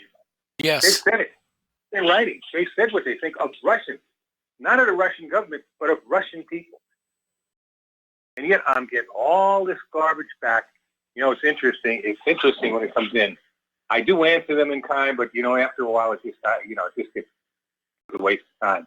You know what I mean, I don't want to spend all my time on the screen. I got a lot of other things I like to do. I love working out at the gym. I love on hiking, and you know, there's a lot of other interests I got, but going into politics all the time. But I do like politics. I'm interested in what's going on in the world. I'm interested in what's going on in this country. This is my country. And I'm seeing it being destroyed from within.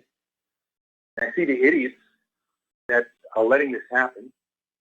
And I see it's really these billionaires and these corporate oligarchs are really the ones who really want to destroy it. And I really believe that they want to kill us all if they get the chance.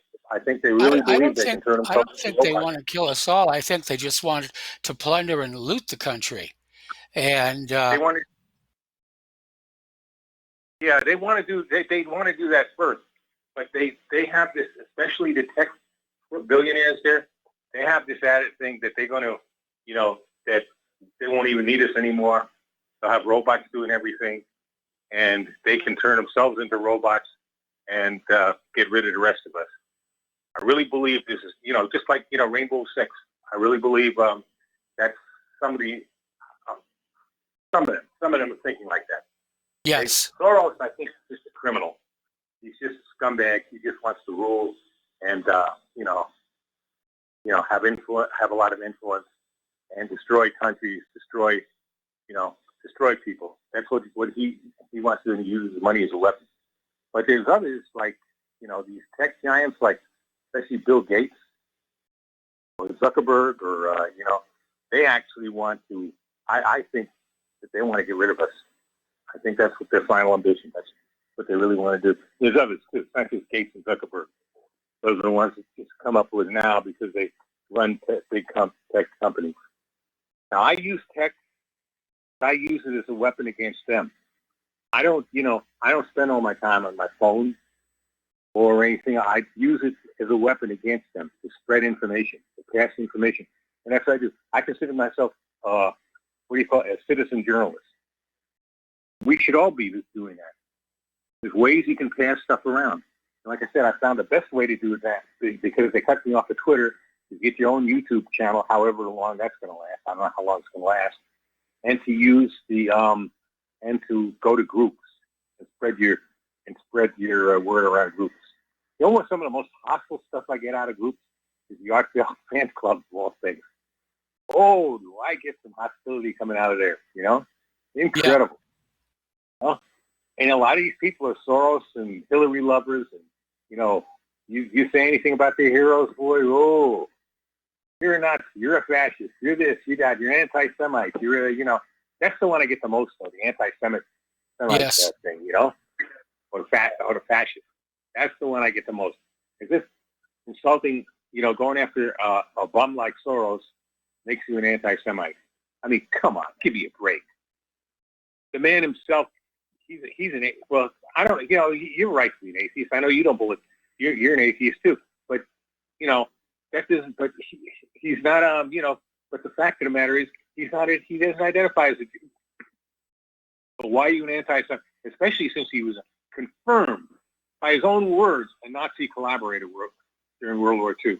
Confirmed. Wasn't any BS, and he didn't do it reluctantly. He actually is proud of it. He said it in that 60 Minutes piece. Yes. What do people have to understand on what he's also collaborating with the Ukrainian Nazis, with all these militias in Ukraine, which makes up most of the Ukrainian military. I mean, the guy is just evil. And I bet you he's behind a lot of what's going on in Hong Kong now. I'll bet you he's behind. Yeah, he doesn't play left or right, by the way. He wants disorder. He wants to. That's the classic, by the way. It's a classic Trotskyite. That's what Trotsky is about. A lot of people don't realize the reason Stalin became so paranoid, I believe now, that I've studied this a little bit, is because of Trotsky. He got rid of Trotsky, kicked him out of the country. Finally, he had him killed in 1940. Meanwhile, I think the reason why he purged the military so much, the Red Army, was not because he was worried about people left over from the Tsar. No, it was the Trotsky influence. Because Trotsky actually started a Red Army. And he knew he knew what Trotsky was by then. He knew he was not he wasn't a real communist. He was a globalist. I call him a hybrid of a fascist, a communist, and a anarchist. That's what Trotsky really was. That's what these neocons and neo-libs are today. The George Soros types, they want to just keep on overthrowing other countries. They want continuous revolution, and they just want control. That's all. That's all pretty much I got to say, Mike. I just had to get it off because I'm getting pissed off when I get some of this stuff, coming online at me, I mean, Yes. who these people think. I mean, if they had half a brain, they'd understand who a guy like Soros really is, Well, anyway, I'll get your answer offline. I'll let you go, and I'll get your answer, what you have to say after that, okay? Well, I mean, people like Soros, they're money junkies. And it doesn't matter how much wealth they've got, they want more. And yes, it's true that he did collaborate with the Nazis, and then he took that money and he used it to game the Bank of England. And that's really where most of his fortune came from. Right.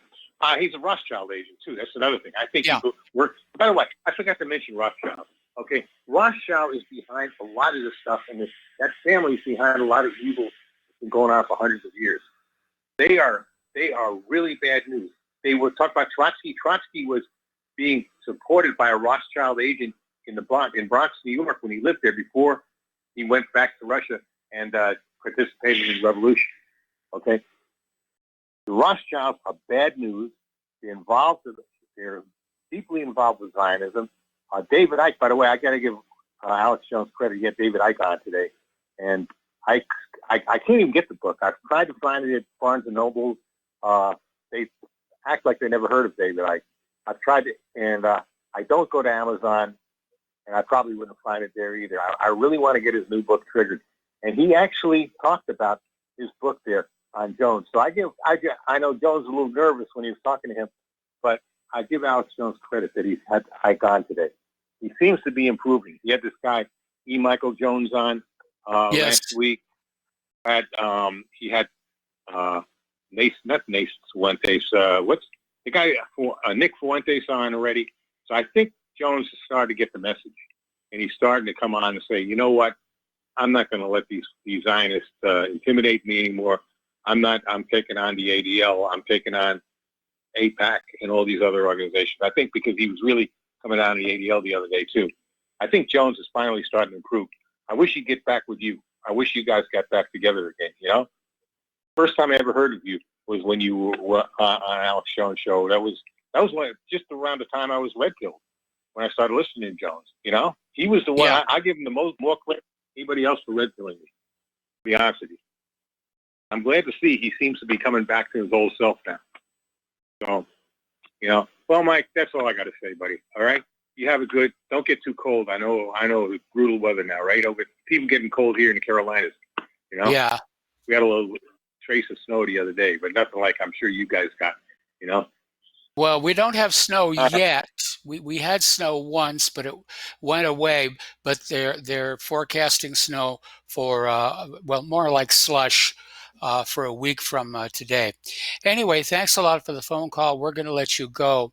And as long as we're talking about the cancel culture, I just got an email from Ryan Dawson, and apparently he has been canceled on AdSense, PayPal, Stripe, and he's been banned on Twitter too. So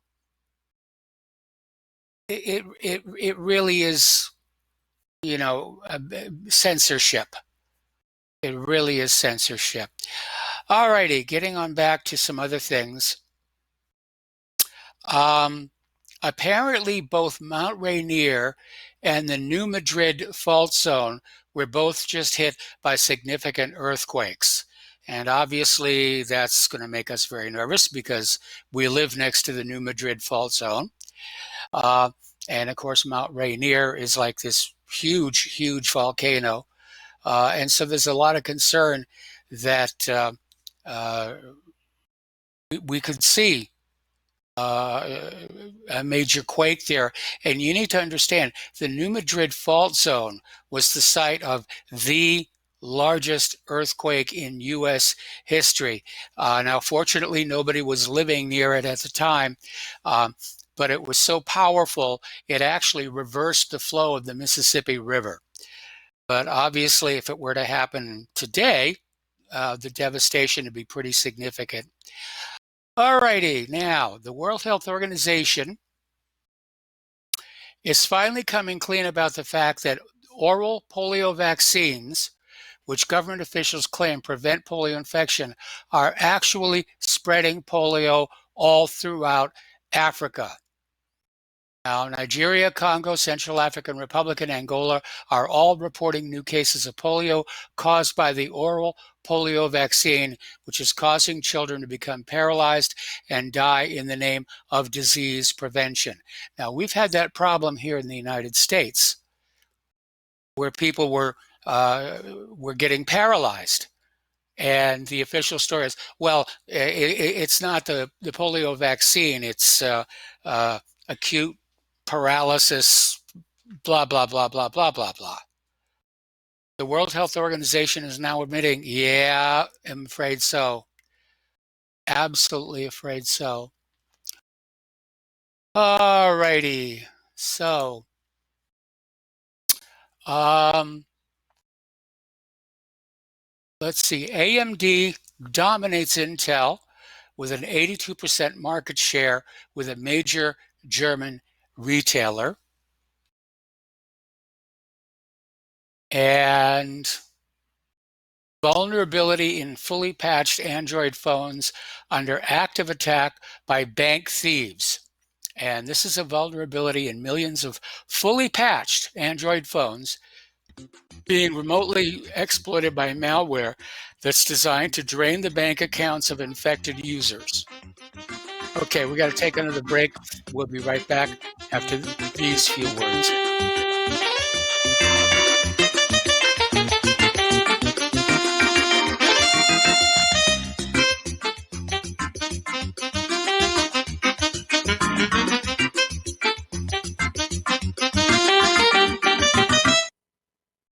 Corporate media dominates the American opinion. Finding independent voices that counter this avalanche is becoming increasingly difficult. With the endless corruption running rampant throughout our government, independent voices are needed more than ever to battle the offensive against our freedoms and liberties. As a listener of RBN, no one understands this concept better than you.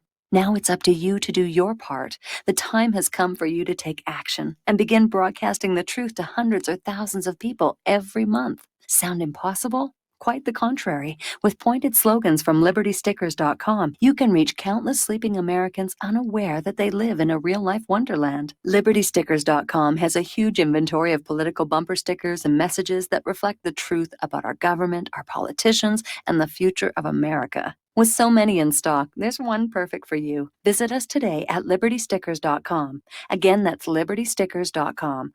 Do your part. Your voice is important. Let it be heard. Extend your life with Extendovite. When your doctor tells you you have bad cholesterol or blockages in the arteries, what do? When diet and exercise is not enough, we try medications and hope for the best. For the last 2 decades, I have been telling people about a natural method to help solve these problems and more. Extendovite can help maintain cardiovascular health and lower blood lipid levels in adults. The 7 herbs in Extendovite are known to work together synergistically to get the results we hope for. There are many testimonials on Extendovite's effect on circulatory-related ailments. Get Extendovite today to start your journey back to a healthier life.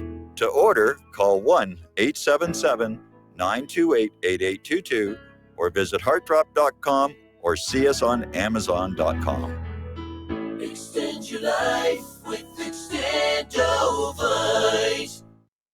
Okay, nurse, let's get this man to the ER stat. Right away, doctor. We see this every day. Heart attack or angina pain due to blocked and clogged arteries. Chelation can remove obstructions or blockages from arteries and help avoid painful and expensive surgery. Now there's Angioprim. It's a liquid oral chelation product that you take with juice. You start to feel the results fast. Angioprim increases blood flow all over the body, and that means more energy and strength to take on the day with less aches and pains. 60 years of research has gone into chelation, and Angioprim is the result. A safe and easy way to unblock your veins and arteries from buildup that slow circulation. Paging Dr. Jones. Please report to the emergency room right away. Log on now to angioprim.com. That's ANGIOPRIM.com. Or to speak with a trained consultant. Give Angioprim a call at 954-882-7221. That's 954-882-7221. We the people, in order to form a more perfect union, establish justice, ensure domestic tranquility,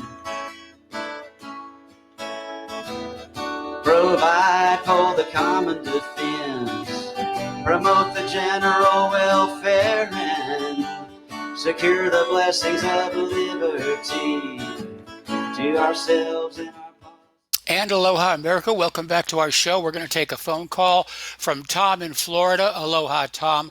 Welcome to the show. What's on your mind? Yeah, aloha, Michael. Good to have you back. Glad to hear you back. Yeah, Michael, what I wanted to talk about is, first off, you have the, I don't know if you saw the video of Biden talking about these kids in the swimming pool touching his hair on his legs. Have you seen the video of that? Yeah, that's pretty sick stuff. I mean, if this guy wants to be president of the United States, he's talking about, and then he's biting his wife's finger on air. Did you see that one? Yeah. If Trump were to do that to Melania, can you imagine what the media would be doing right now? How they attack Trump? But this guy Biden bites his wife. You can look at the wife. She's like saying, "What kind of an idiot husband I got?" It was an amazing video of that. I mean, that blew me away. And then he beat up Corn Pop and some black guy Corn Pop. I mean, what this guy Biden's a real coup case here. And this guy's going to be he's leading in the polls at a Democrat party. It's unbelievable. And by the way, Michael, I got to get back to this subject that Laura Ingle had on Fox News last night. She was talking about all these New York and New Jerseyans moving into Virginia, and they were trying to take over the South. That's exactly what they're doing. All these people in New York and New Jersey are moving to Florida. They're bringing their liberal crap policies with them. And all those lily white crackers out there in California that fled California going to all those other states out west, they're bringing their liberal bullcrap policies with them, Michael. They're literally, this is by design. You got that Kamala Harris imbecile. She dropped out of the race today. That was good to see that. Yeah. I mean, these Democrats are absolutely insane with their liberal, nonsensical policies. But, Michael, I got to ask you. You have a caller that calls in for your show all the time from Sweden. I believe you have a guy calling it from Sweden, correct? Yes. Well, I've been watching the History Channel, and tomorrow night they're having the main episodes, the new season of the Vikings. What have those people in Sweden and Norway become? A bunch of pussified chicken livers? Hawks? I mean, what is going on here? When they showed this History Channel how bad these Vikings were, and now they're like pussified and they're being run by Zionists. I mean, what the hell is going on, Michael? With Sweden and Norway and Iceland and all these countries, are they all England?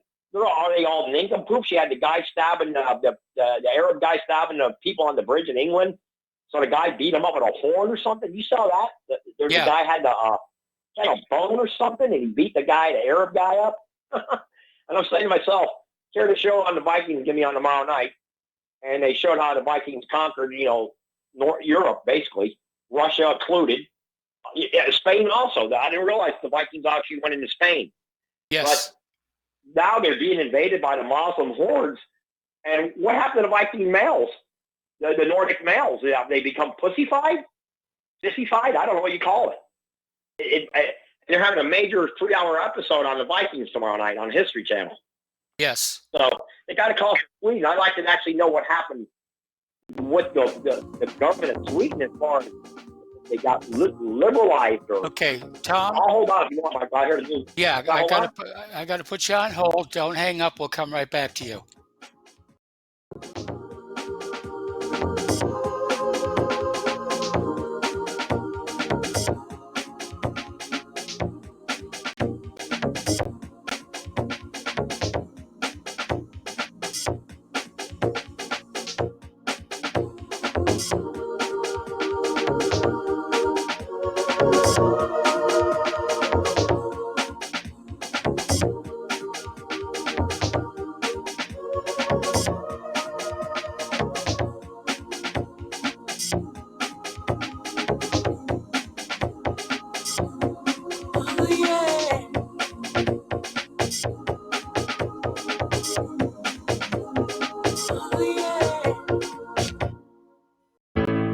The reviews for Extendivite are amazing.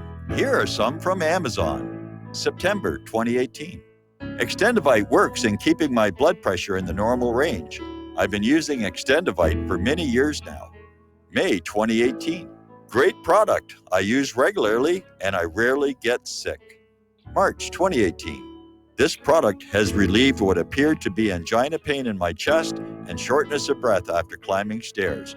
I'm quite happy about it. February 2018. My husband, son, and I have been using this product for a few months now, and we have noticed an improvement in our joints and blood pressure. Tell us your story. Get Extendivite today. To order, call 1-877-928-8822. That's 1-877-928-8822 or visit heartdrop.com. Extend your life with Extendovite. You're listening to Republic Broadcasting Network because you can handle the truth.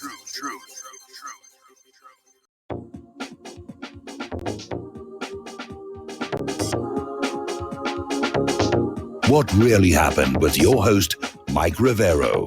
The history the government hopes you never learn. Here is your host, Michael Rivero. And aloha, America. Welcome back to our show, hour number 3. We're talking with Tom in Florida. And question right now is, what happened to the Nordic males? Were they as good as legend has it? Or in point of fact, were they never as great as they were made out to be? Well, yeah, that's it, Michael. I mean, what's your opinion? I really don't know. I mean, do they have Arne Zinesen in Sweden and Norway or something? I don't know. I really don't know. Well, you know, there's a show called Expedition Unknown with Josh Gates, and one of the episodes that he did basically involved Viking culture, and it was pretty impressive. But you're absolutely right. It just seems like so much of our culture is starting to fade away because of the influx of other people, if you will. Well, Michael, I got to say, watching what's going on with the impeachment process here with Trump, I know a lot of your callers are going to call in. I got to tell you, what I'm seeing, and I know you agree with this, 80% of these people that are going after Trump are Jewish. 80%. 70 to 80%, I'll put it that way. Schiff, Nadler, they're all Zionists, every one of them, basically. Okay? They're going after Trump because they want to put a guy like Bloomberg in there, or that imbecile Biden, or the other Buttigieg. Are you kidding me? You want to destroy whatever masculinity is left in this country at all? I mean, what is going on here? Look what they've done to the Nordic countries. Look what they've done to Europe. You got the mayor of England, I believe, is a Muslim, correct, Michael? Yes. And they had mucho stabbings over there already. They don't use guns in England. They use knives or swords or machetes. And I don't understand, but I'm realizing now, like this guy, Pencil Neck Schiff, this guy is so deep state, whatever you want to call it, swamp or sewer, and the sewer that's coming out of his mouth, this guy, Schiff, it's just unbelievable. And the press in this country is 80%, which is not the majority of the people in this country, but 80% is being controlled by 2% of the population. Something is drastically wrong, and it has to be straightened out immediately. It's like these liberals in New York and New Jersey and all these other New England states. Let's take the 20 million illegals and stick them right up there. If I was Trump, I'd say every one of you illegals in California, Texas, Arizona, you're going to be shipped up to the New England states where Bernie Sanders at, shipped, and that other idiot Blumenthal. The one that said he went to Vietnam, that lion creep. That what's his name? What's his first name? Dick Blumenthal. That guy. Yeah. Take all these illegals, 20 million, stick them up in those New England states where we know some people live in New Jersey and New York. Let's stick all these illegals up there and clean up Texas and Arizona and California, and then we'll see who will win the Electoral College. That's what Trump should be Hey, right now, you know what? You want these illegals by the 20-some million in here? We're shipping them all into the New England states. Where Pocahontas lives, where Bernie lives, where Biden lives. Stick them right in there. Virginia that's already gone. They've ruined the state of Virginia, Michael. So that, you know, that was the home of Robert E. Lee. That was Robert E. Lee's country. That's where he's from. I mean, this is all by design. Everything here is by design by the swine. This is a big cabal design. This is all I can say that I've seen with my own eyes.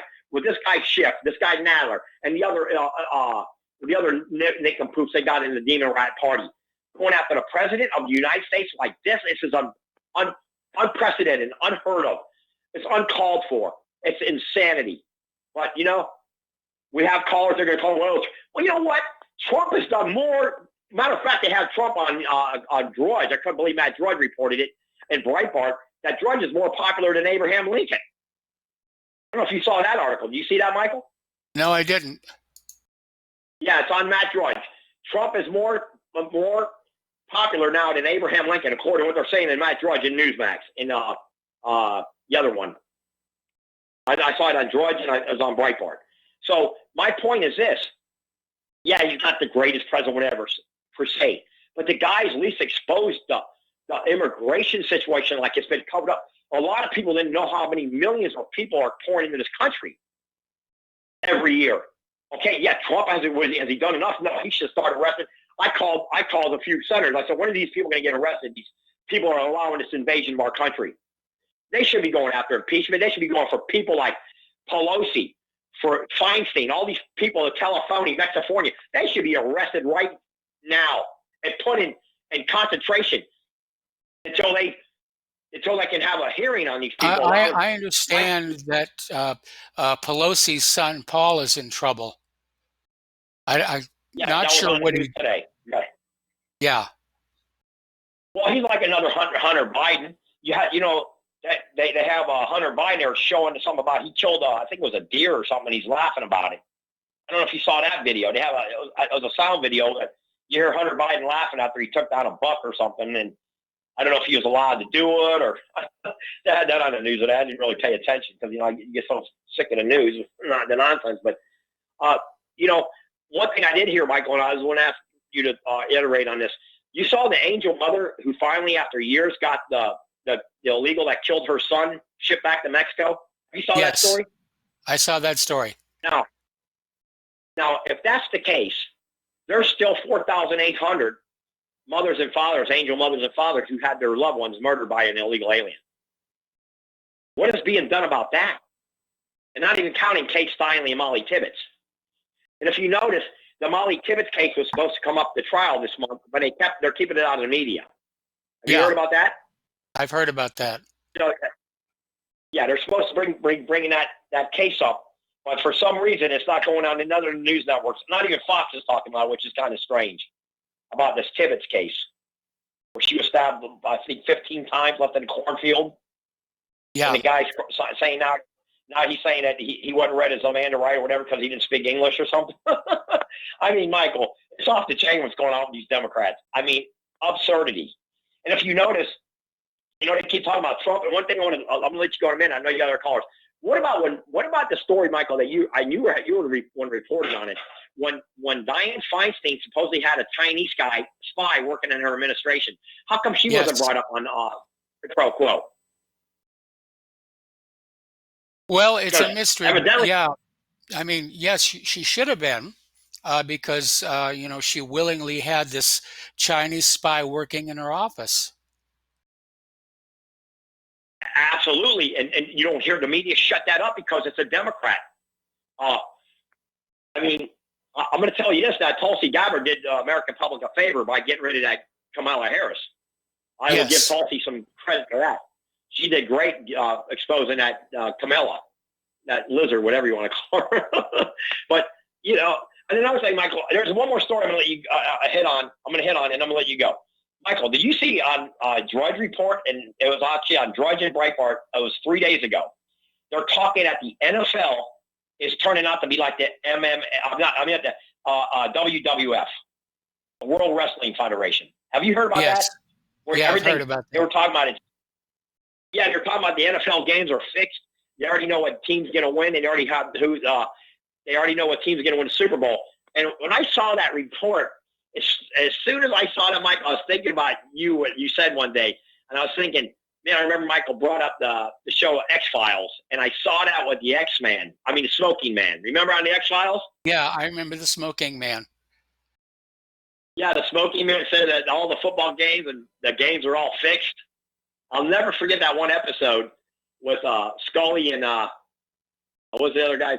Scully and Louder or whatever. Mulder. And yeah, Mulder. And the Smoky Man saying Buffalo will never win the Super Bowl because we got all the games fixed. I'll never forget that episode. And matter of fact, Breitbart, I think it was Breitbart, or one of them, said that now they're starting to, people are calling in saying that these games look too fixed now, the refs, and how the players won't get hurt. I mean, it really, and I watched a couple games, and I couldn't even, I only watched it for a few minutes, Michael, and I was like, wow, these games really do look fixed. So I don't know what to say about the NFL, man, but if they're reporting some of these networks, Well, that it's like the there's WWF. nothing new about that. Remember the story of the Black Sox? Yes, sir. I sure do. Chicago. Yeah. Julius Joe Jackson, right? Yep. Yeah, they used to teach that in school. When you were in elementary school, they used to tell you that story about they used to read it. The teacher would have to read a book to all the kids about Julius Joe Jackson. Yes, I remember that. I was taught that as a kid about that story. But I just don't know, Michael. Everything looks so rigged. I don't know what to say. You know, tomorrow they're having a major thing on history about the Vikings, and to see what's going on in those Nordic countries like Denmark and Sweden and Norway, and they're even Ireland and England. Those are Nordic countries. Those are Viking conquered countries too. I don't know if you know that. Scotland. Yes. Those are all Vikings. And now they're all turning out to be a bunch of cream puffs. I tell you, it's really amazing to me, really. And, you know, Michael, it's like we talk about with Texas and Florida. Of course, the Democrats are going to try to do everything they can to bring all these people from those New England states into these states to take over to turn them blue. And until I see these Republicans really get strong about these New Jerseyans and New Yorkers, they should not even be allowed to move unless they tell what their politic is going to be. Because you bring in all these millions of New Yorkers and New Jerseyans to the deep South, they're going to turn those states to blue. And it should be allowed. I know they're aiming at Texas right now. They're absolutely aiming at Texas. Anyway, Tom, we're going to let you go here. And thank you for the phone call. And we're going to switch over to Robert in California. Aloha, Robert. Welcome to the show. What's on your mind? Well, not a whole lot, Mike, but some pertinent stuff. I hope you guys enjoyed your Thanksgiving weekend, you and Claire. We did. Oh, good, good. As far as I know, you don't have any snow over there yet. Not yet, but they're expecting it a week from today. Yeah, that lack of snow really surprises me. I've been looking at the forecast here in our country, and this is not good. So I was just listening the conversation between you and your last caller there, Tom in Florida. Yes. Overall, he's a great caller. I really appreciate a lot of things he has to say. Hey, Tom in Florida, just in case you're listening, I've got a YouTube channel. It's called A Voice in the Dark. Maybe you should listen to it. We have a lot in common. We should talk. But in the meantime, I was listening to a couple of, I'm sorry, I just got a frog in my throat. Give me a second. I was listening to a couple of the callers before Tom, and a couple of things really kind of came to mind with me. This whole impeachment process with the president. Can I get your personal opinion on that? As for where we're at right now in the process? Well, according to the report that we got this morning, Horowitz is basically going to wrist slap everybody, and that will be the end of the Russiagate investigation. But at this point, I would say that, you know, Schiff is bound for impeachment. Pelosi's bound for impeachment. And I think if it happens, we may see violence in the streets. Well, can I ask your opinion about the conflict that may be occurring between John Brennan and James Comey? I think they're about to throw each other under the bus. The good news for us is the bus has got a lot of wheels. We've got room for both. But I want to hear your opinion on that. No, I think we're starting to see a lot of, shall we say, internecine rivalries, where people are basically concerned, and the swamp is starting to tremble. I'm so proud of you for calling it that. I was going to call it pissing contest. You're definitely the much more responsible person here. Okay. Anything Sorry, else? I'm just calling like that. No, brother. You have a great day. I really appreciate you taking the time to talk to me. I'm in the end, you and we agree on so much. You might not believe in God, and I totally do. We both believe in the same level of politics, and I respect you. So I'm really glad that you're here, and I hope RBN is able to keep its funding so you can continue broadcasting. Oh, on that note, sorry. If Republic Broadcasting goes down, have you come up with any alternatives to make sure that you can still broadcast to us? Because a lot of us have a lot of respect for what you have to say. There's an alternative for me to work with, and I don't want to get into too much details, but there'd be a plan B. Good. Yeah, no, there's no reason for you to go into it on air because we don't want our enemies to be able to identify our trajectory, but I'm glad that you have a plan B in mind. And I really hope John has, Mr. Statmiller himself has a plan B in mind, because this is not really going good for us lately. I hope that we're able to achieve some kind of difference here really soon, us conservatives and constitutionalists and, what I guess Ron Paul would call them, libertarians.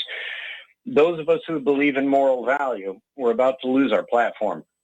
And December 10th, yeah, unfortunately, big. As I mentioned before, Ryan Dawson has had the plug pulled on him from AdSense and PayPal and Twitter. So yeah, we're in a situation right now where we are being censored, and it's a little frustrating. Well, anyone who actually has listened to Mr. Dawson and what he has to say realizes just what we're risking right here. We're risking reality. They want to censor reality for the sake of whatever they're thinking of. And this is kind of getting sick. It's kind of scaring me a whole lot. But if I could, one more time, Mike, if you don't mind, can I just kind of shout out my YouTube channel just in case any one of my 8 subscribers or my 52 viewers might want to know about me? Yeah, go for it. Go for it. Okay. My YouTube channel is A Voice in the Dark. The reason I put it that way is because when you go to that channel, you're going to see nothing but a black screen and a voice. Okay. God bless anonymity. Yeah, totally for anonymity's sake. But I do have a few good things to say there. Most of it's opinionated. Some of it is very well researched and fact-based and backed up. But I'm trying to lead everybody in softly. I've only got 6 videos up so far. I just started about a month ago, but we're going to see how it goes. I'm hoping to get some subscribers, and I'm hoping to be able to survive the December 10th, whatever they call it, the event horizon, maybe? Maybe that's a good term for it. Yeah. I think that's a very good term for it. Yeah. Well, I don't know. It's like the Rubicon as far as I'm concerned. I'm probably on the wrong side of the Rubicon. But hey, in the meantime, Mike, I really do appreciate your time. I really do appreciate your research. Your radio show rocks. I listen to you every day. And I really hope you're able to keep going. And in the meantime, till we meet again, I wish you the best of luck. Hello, all the listeners. I love you guys. You support this network. You rock. And with that, I'm out. Okay, well, thank you very much. And we're going to do a shout out to our on-air affiliates who are just now rejoining our network. And we're coming up on a commercial break. We've got a caller waiting on the line. And I'm going to wait until that caller, I'm going to wait until the end of the commercial break, and then we'll deal with that caller. So stay tuned. And, we're just going to keep on going for as long as we can. We'll be right back.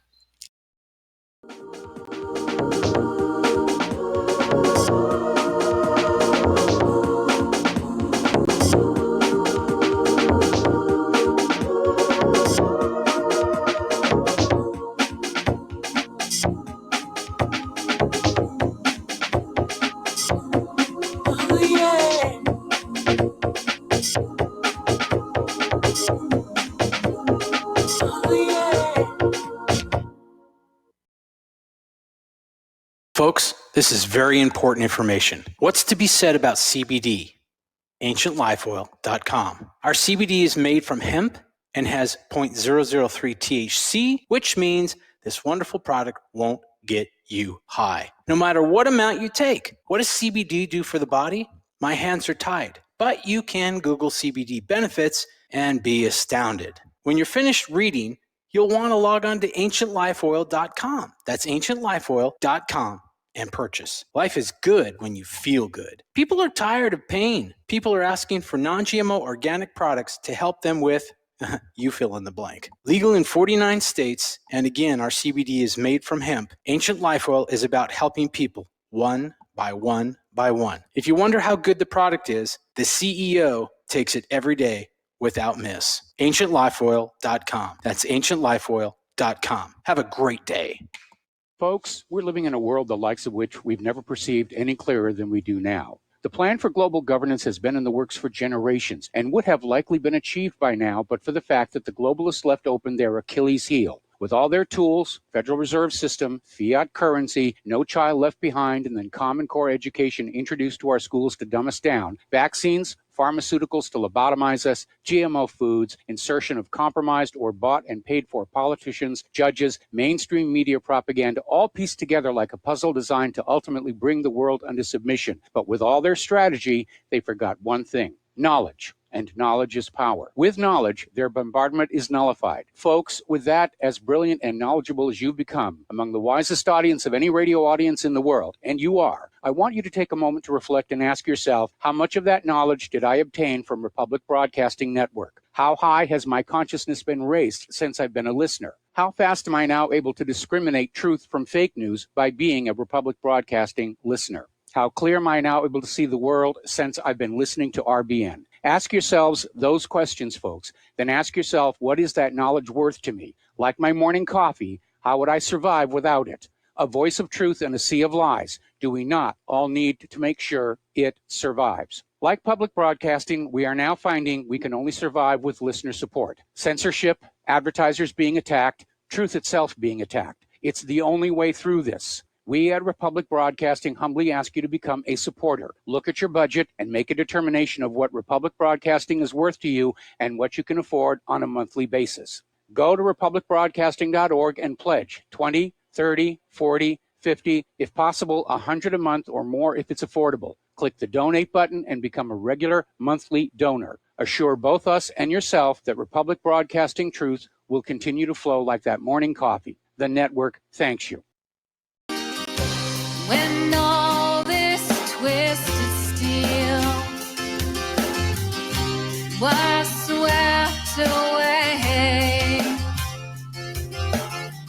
did these remaining holes reveal what's really happened? And aloha, America. Welcome back to our show here. We're going to go to the phones to Dan in Washington State. Aloha, Dan. Welcome to the show. What's on your mind? Hey, thanks for taking the call. Just want to respond to the caller from Florida, and I I totally agree with what he's saying. You know, the Democrats have plotted to make, you know, whites a minority to turn certain states, different ethnic groups to get Democrat voters. But my thing is, I guess I'm more at peace with it now. Tom sounds pretty. He feels like if he just votes Republican one more time, then that's going to stop. But you know, the Republican Party. I mean, Trump was about the only populist. I think he had a populist message, and people voted for it. It was nationalist, secure borders, bring jobs back, and it was pro-working man. You know, and but the Republican Party is not like that, you know. So you could see what they did the first 2 years. All they did was a corporate tax cut, you know, and so I guess I can't vote Democrat, but I guess I'm past the point of thinking that the Republicans are going to save me. That's for sure, you know. And I've been in California a lot and Texas a lot. And there's just as many homeless people and crap in places like Houston than San Francisco. So I don't know. I guess the fear of that blue thing. I guess they've already won. It's like Ann Coulter's book, Adios America. It's kind of already happened. I think it's past the point of trying to stop that, because at the end you always get stabbed in the back by a Republican. Really. Yes. They pretend. You know what I'm saying? Like Paul Well, Ryan. you get stabbed in the back by all politicians. And don't forget the story that we had out there earlier, that the way they're going to deal with the homeless crisis in California is they're literally going to confiscate assets and say, you can't take care of yourself, we'll take care of you for you. Yeah, but you know, at least, I don't know. I mean, but I lived in Austin, Texas for a while, and you'd have all these kind of yuppies and like literally walking over the bodies of, I remember one day there was a homeless guy. I thought he might have been dead. And I went and told the store owner, just in the middle of the sidewalk, and all these party people and people are out in trendy Austin, you know. I mean, there was homeless people on every corner there. You know, you go to places like Houston, it's just filthy and like a third world area, more even than LA sometimes. So, you know, and the wages of those Republican states are pretty low too. So, like, I mean, Texas has a big government. They just prefer putting people in jail than helping people, I guess. You know, which California does too. But yeah, they're both worthless, I guess, is my point. Well, I personally go ahead. You're right about that. And I mean, we're seeing this growing tendency to basically ignore the homeless and hungry, and you know, take the attitude of, well, who cares about them? Yeah, and just let them die. You know, that's their. No one really cares. It's pretty sad. I see it everywhere I go. I mean, it's just, but it's everywhere. It's not just, you know, Democrat states or whatever. It's definitely, and you know, if like say minimum wage, I think it should have at least been adjusted for inflation. You know, so I'm Democrat on that issue, because I think if you work, you should get paid a little bit, at least enough to get a little apartment or something. So I guess call me socialist there, but then these Republicans want to get rid of all that and then pretend like they're good at getting rid of stuff that helps people, but in the end, they're never going to stop the immigration, as we've seen with the corporate tax cut. And they did not do anything on immigration because they had the House, the Senate, and Trump for 2 years, and they literally did nothing except that corporate tax cut. And they couldn't even repeal Obamacare after. Yeah, that's trying to. That's one of the frustrating things. You know, is that I mean, Trump had the House and Senate and couldn't do anything. Yeah. And then it makes them look like fools because they voted like, I don't know how many, 20 times to get rid of Obamacare when Obama was in there. And then Trump was up there saying, okay, let's get rid of it. And nothing. I mean, they're just, I might vote for Trump again, but he's, I like Rand Paul. There's a few good politicians, I like Jim Traficant or, some of these other The people. only way I would vote for Depends, Trump but- again is if Hillary ran, and she's refusing to say if she's Yeah. going to run or not. All right, well, listen, thank you for the phone call, Dan. We got to let you go, and we'll be right back.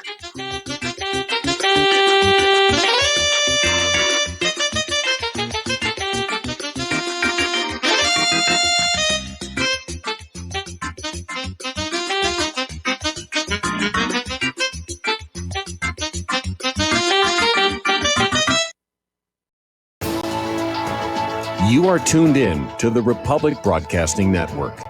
Visit our website by going to republicbroadcasting.org.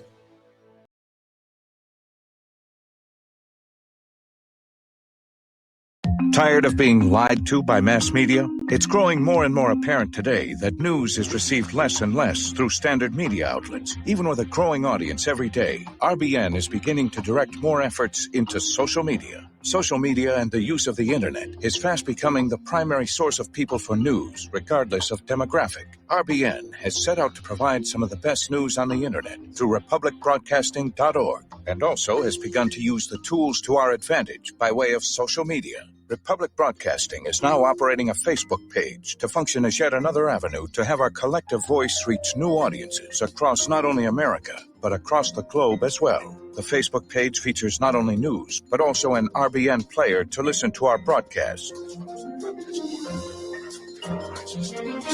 Get involved by visiting facebook.com/Republic Broadcasting and liking our page and share it with your friends and family, because you can handle the truth. Many people write us about their experience with Extendivite. Allow me to read you some from Amazon.com. This product is superb. I have been taking it for about a year now, and I can feel my cardiovascular system run like a Swiss watch. I definitely recommend this product for anyone that has high cholesterol, high blood pressure, and heart palpitations, A+. It's potent, but it works. I have been waking up for the past 3 years with numb hands, and a week into using Extendivite, my numb hands seem to have cleared up. My circulation was off, and now it's back on track. So I'm happy. I feel so energized, and I have my husband on it now. My mother-in-law has cholesterol problems, so I bought her a bottle as well. Thank you so much. Love the product. Tell us your story. Get Extendivite today. Call 1-877-928-8822 or visit heartdrop.com. Extend your life with Extendovite. OMG! People are jumping on board to the Life Change Tea Regiment. Brew, steep, and drink for a gentle, taste great cleanse. It's changing how they feel. See what everybody's talking about. Log on to getthetea.com. That's getthetea.com. Life Change Tea aids in digestive slowdown and helps people get moving down a healthy path. We won't make claims. We'll just let you decide. Experience is much better than a commercial anyway. If you want results, log on to getthetea.com and purchase your super strength cleansing tea. You won't be disappointed. And if you're looking for some mind-body suggestions, go to YouTube and punch in the search bar Health Matters Now. That's Health Matters Now. Put power into your health now. So, getthetea.com. That's getthetea.com for super strength tea. And YouTube, Health Matters Now. That's Health Matters Now for valuable suggestions. Getthetea.com, the tea that makes you go. Well, they're stealing down on Wall Street and in Washington, too. You know, it makes me wonder, what's a guy on Main Street to do? I've always tried to be an honest, upstanding kind of guy. But I must admit lately, I thought about giving something else a try. Oh, I want to be a pirate. I want to sail the 7 seas, yeah, I want to be a pirate. And aloha, America. Welcome back to our show here. We're going to take a phone call from David in California. Aloha, David. Welcome to the show. What's on your mind? Yeah, hi, Mike. I had two things, but I forgot. I anyways, I had to call back, but I forgot one of them. But when you guys were talking about Sweden, there was a woman, I think she was from a newspaper or some kind of conservative group or something, but a Swedish woman. And she revealed who does run most of the, like maybe 90 or 95% of the papers there. And it was similar to what's going around the world. So, and she, of course, she had to step down because that was truth equals sometimes anti-Semitism in certain circles. So she just said who was running the papers, and that's all. She didn't say anything anti-Semitic. And she got fired. So I forgot her name. The way to Google it is just journalists or whatever reveals Zionists running newspapers in Sweden, something like that. So that's about all I had. I had something else, but I forgot what it was. Okay, well, maybe it'll come back to you here. Sam, thank you for the phone call. We're going to switch over to Peter in Los Angeles. Aloha, Peter. Welcome to the show. What's on your mind? Mike, I was driving down Cahuenga Boulevard today in Los Angeles, Hollywood, right across, within a quarter mile, under a bridge from the 101 from Hollywood Bowl. I'll let you know where that's at. And there's barely any underpass here that there hasn't been a homeless encampment spring up. And today, for the first time, and they're filthy, Mike. They've got trash and scum and all the stuff that you see and hear about in San Francisco is going on here too. But today I saw one. There was a big trash garbage truck collection truck there. They had blocked off 2 lanes of the 3-lane street, 3-lane on each side, and there were about 10 cops there, and they were rousting all the homeless. They were throwing all that junk that they have in their, shopping carts and all that other stuff, and rousting them all. And, to be honest with you, I was happy to see it. They're everywhere. They're everywhere. I just spent 6 figures on a house a year and a half ago, and there's homeless encampments quarter of a mile away from there, and it's just it's ridiculous. More and more coming in, and more being displaced by the illegals. More and more taxpayers leaving. Property values going down. This place is doomed. It's utterly doomed. Yep. And but I was actually glad to see it. I just don't want them. There's got to be a way. Make a tent city. There's got to be enough. Government's got to. We've been in enough wars. There's enough canvas for everybody, probably. Make a tent city somewhere. Put these people in it. Dig a couple of latrines, and you know what? Put a couple of showers in, and they can stay under tent. But I'm tired of seeing it.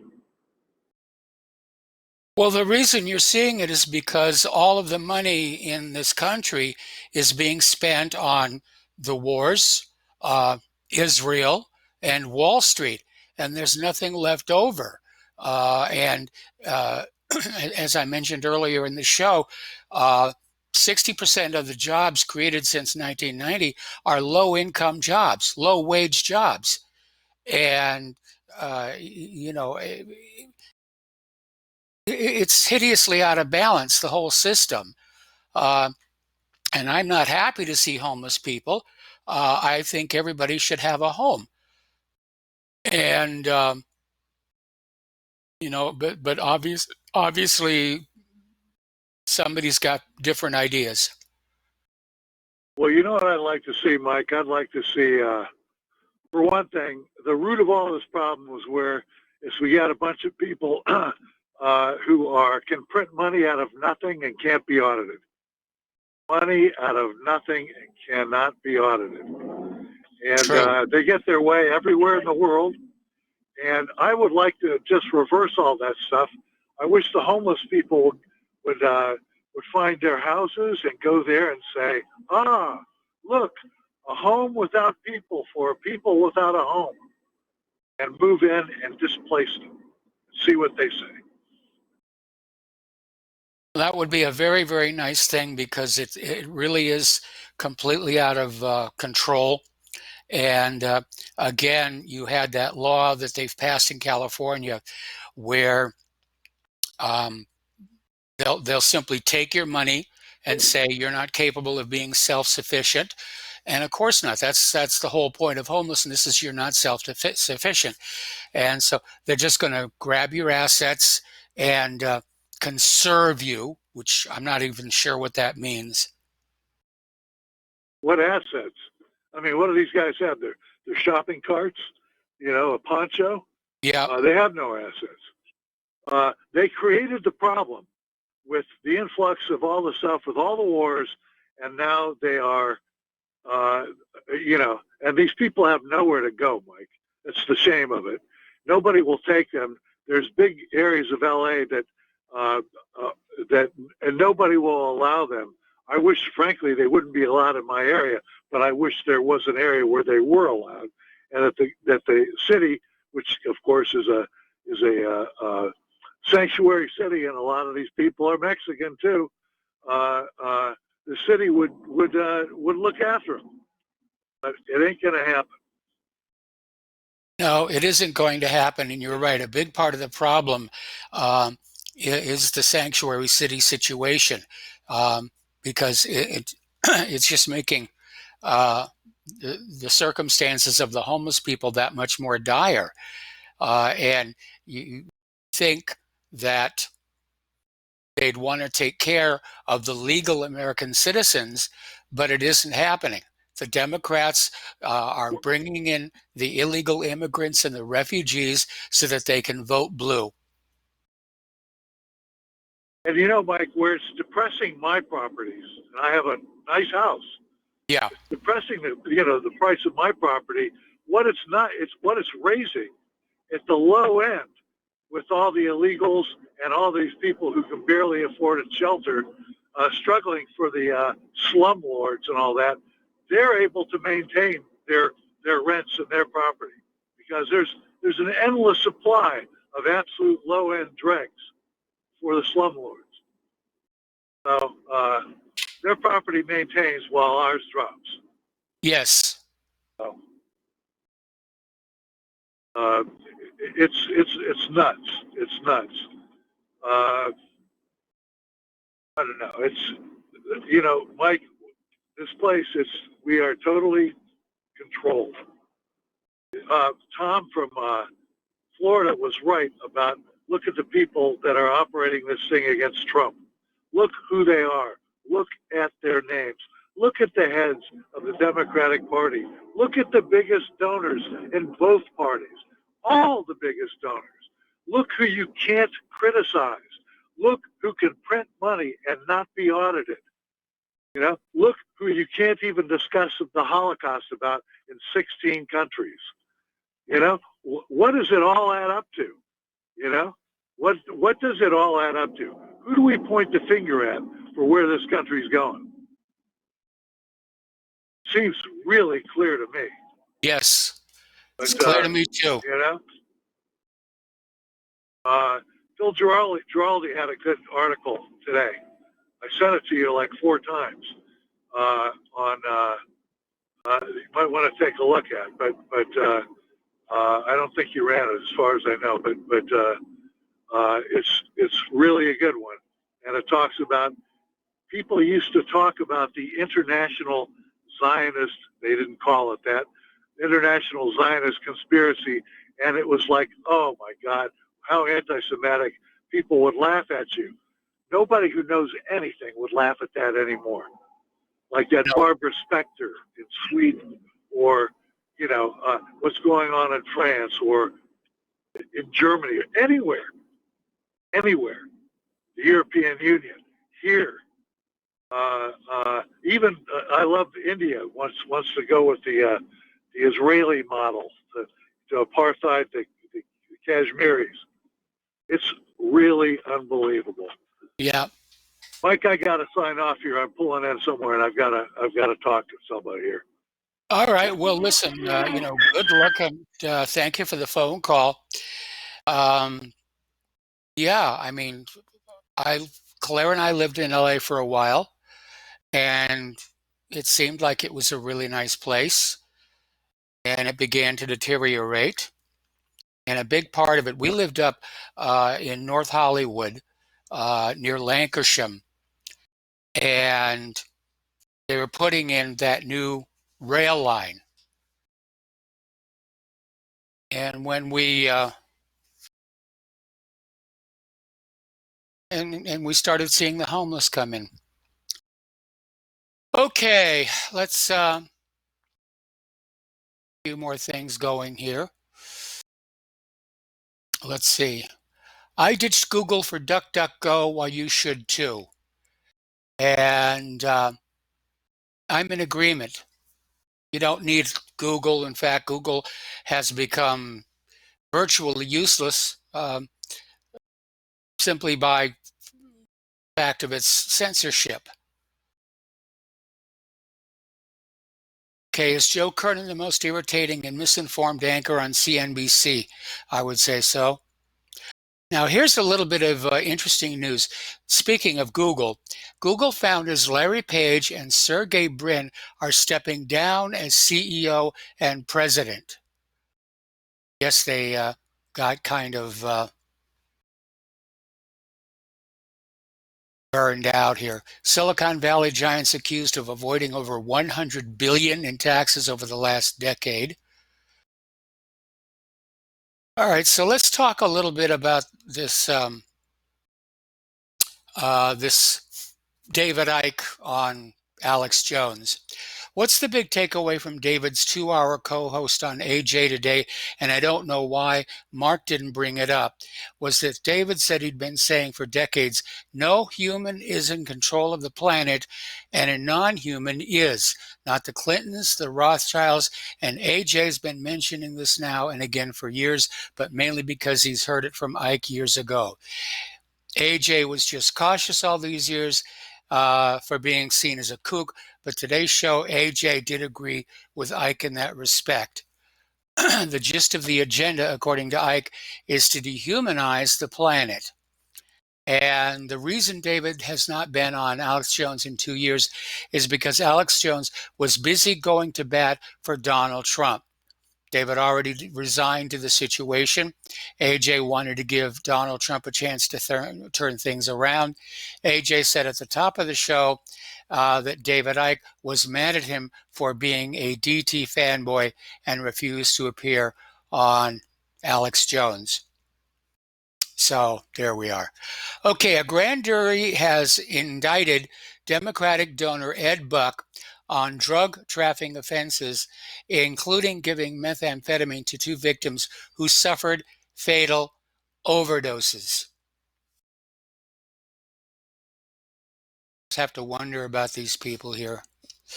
All right, we're going to take a phone call now. Anthony in California, aloha. Welcome to the show. What's on your mind? Hi, Mike. How have you been? Busy. Oh, it's been some time since I talked to you, and I wanted to come on air and talk to you about the Windows operating system you talked about a few years back. You were saying that it had backdoor programs. Yeah, but at this point, pretty much all electronics have got backdoors in them. Yeah, I just want to say to your listeners on air, be careful of the Windows 10 operating system, because I saw for myself a Windows app, and I have an Alienware computer, and I had a tech look at it, and he opened up all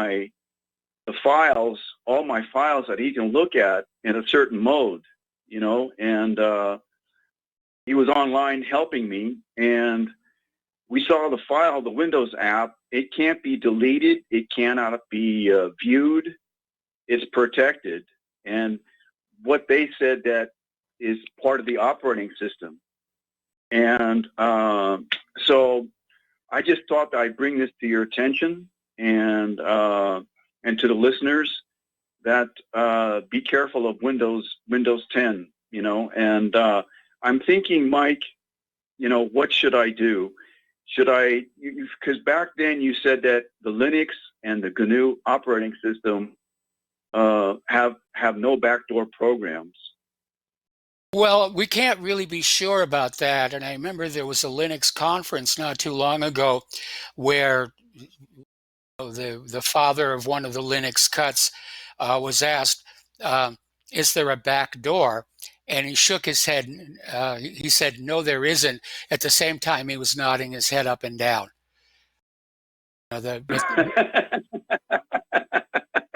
It's all full of spyware. It's all full of spyware. Mike, I mean, I know. The Ring. What's the best? I'm sorry. Go ahead. I was going to say, you've got the Ring. You've got all these smart voice assistants, and they're all basically designed to peak. In fact, there was security experts were saying you need to be careful about your smart TVs, and that you might want to just put a piece of tape over the cameras. Wow. Yeah, I put a piece of tape over my camera on my Alienware computer, my laptop, and so.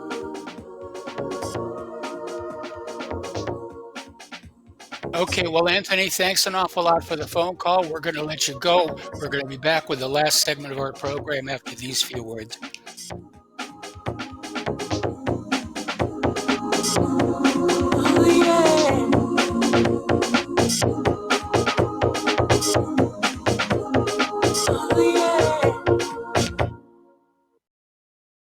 Homeowners, if your lender has gone out of business or sold your transaction to another lender or servicer, you may be the victim of a wrongful foreclosure, resulting in the loss of your home. If you've already lost your home, are in foreclosure, or even in good standing, you can challenge the mortgage transaction's illegal issue, and your property can be restored to you, and your foreclosure can be stopped or reversed, and the mortgage transaction declared unenforceable. State laws, U.S. title codes, the Uniform Commercial Codes, and U.S. Supreme Court rulings have upheld that defective mortgage documentations can reverse or stop foreclosures and enforce property title claims in favor of the homeowner. We are having successes in stopping the process of foreclosure, the enforcement of the foreclosure judgments, the sale of property, and evictions after the sale. We are not attorneys, and we don't give legal advice. We are a professional team of legal researchers, providing forensic mortgage audits and expert witnesses. We have the knowledge to produce the evidence and enforce laws regarding your legal issues. We've been in business for 12 years without a complaint. Consultations are free, and we provide a free title search to confirm if your mortgage has legal defects. Please call 855-253-3748. 855, the number 2, keep it today. Don't regret growing old. It's a privilege denied to many. Heart disease is taking our youth from us. Young people in their 30s, 40s, 50s, and beyond are dying needlessly. One of the hardest messages I've ever had to deliver is to convince people that something natural like Extendivite should be taken as a preventative measure. I'm sure you heard an ounce of prevention is worth a pound of cure. Extendivite is that ounce. Take Extendivite for 1 year and see what your doctor has to say and how much better you feel. Herbs take time to address the problem. It took years of life to have a problem. Give Extendivite 1 year to fix the problem. Don't wait until it's too late. Call 1-877-928-8822 or visit heartdrop.com or visit us on Amazon. Extend your life with Extendovite. Corporate media dominates the American opinion. Finding independent voices that counter this avalanche is becoming increasingly difficult. With the endless corruption running rampant throughout our government, independent voices are needed more than ever to battle the offensive against our freedoms and liberties. As a listener of RBN, no one understands this concept better than you. Now it's up to you to do your part. The time has come for you to take action and begin broadcasting the truth to hundreds or thousands of people every month. Sound impossible? Quite the contrary. With pointed slogans from LibertyStickers.com, you can reach countless sleeping Americans unaware that they live in a real-life wonderland. LibertyStickers.com has a huge inventory of political bumper stickers and messages that reflect the truth about our government, our politicians, and the future of America. With so many in stock, there's one perfect for you. Visit us today at LibertyStickers.com. Again, that's LibertyStickers.com. Do your part. Your voice is important. Let it be heard.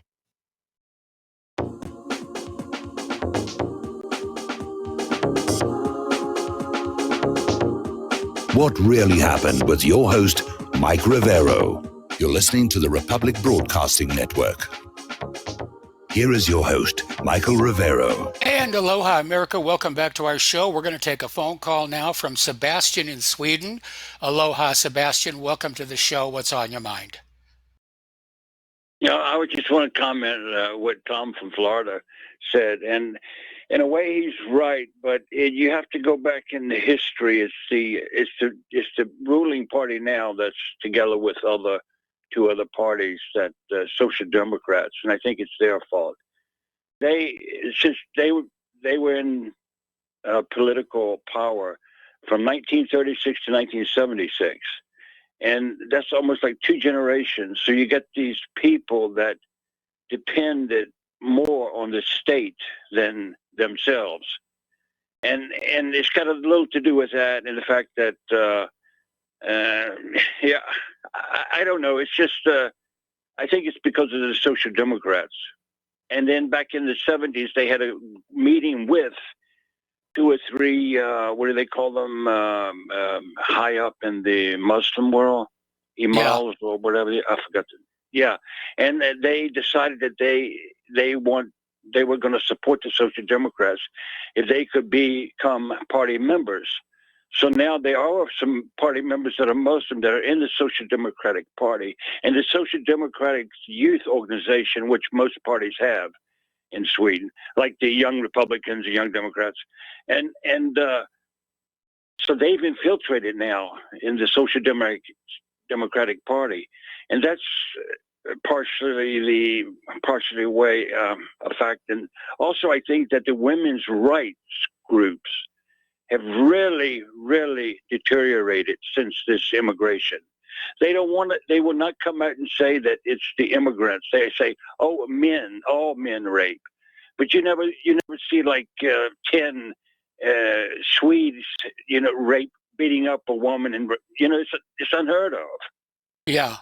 So it's like it's partially the mentality, the fact that they have been indoctrinated actually to live with this, and we have to take it in open arms, and poor immigrants and all this. And there are cases when people become Vikings, and like there was a girl that was raped, 10-year-old, and her uncle was in a motorcycle gang, and they found the guy and they just beat him to a pulp. But things like that, it's not, it's far and few between, but it does happen. But I think the Vikings are more in Denmark and Norway now, because the Norwegian, I can't think of it, what do you call it in English? The minister for high courts came out and said that we have freedom of expression and freedom of speech in this country. He defended a guy that started a new party in Norway that burned the Quran, and so he came out and defended that in Norway.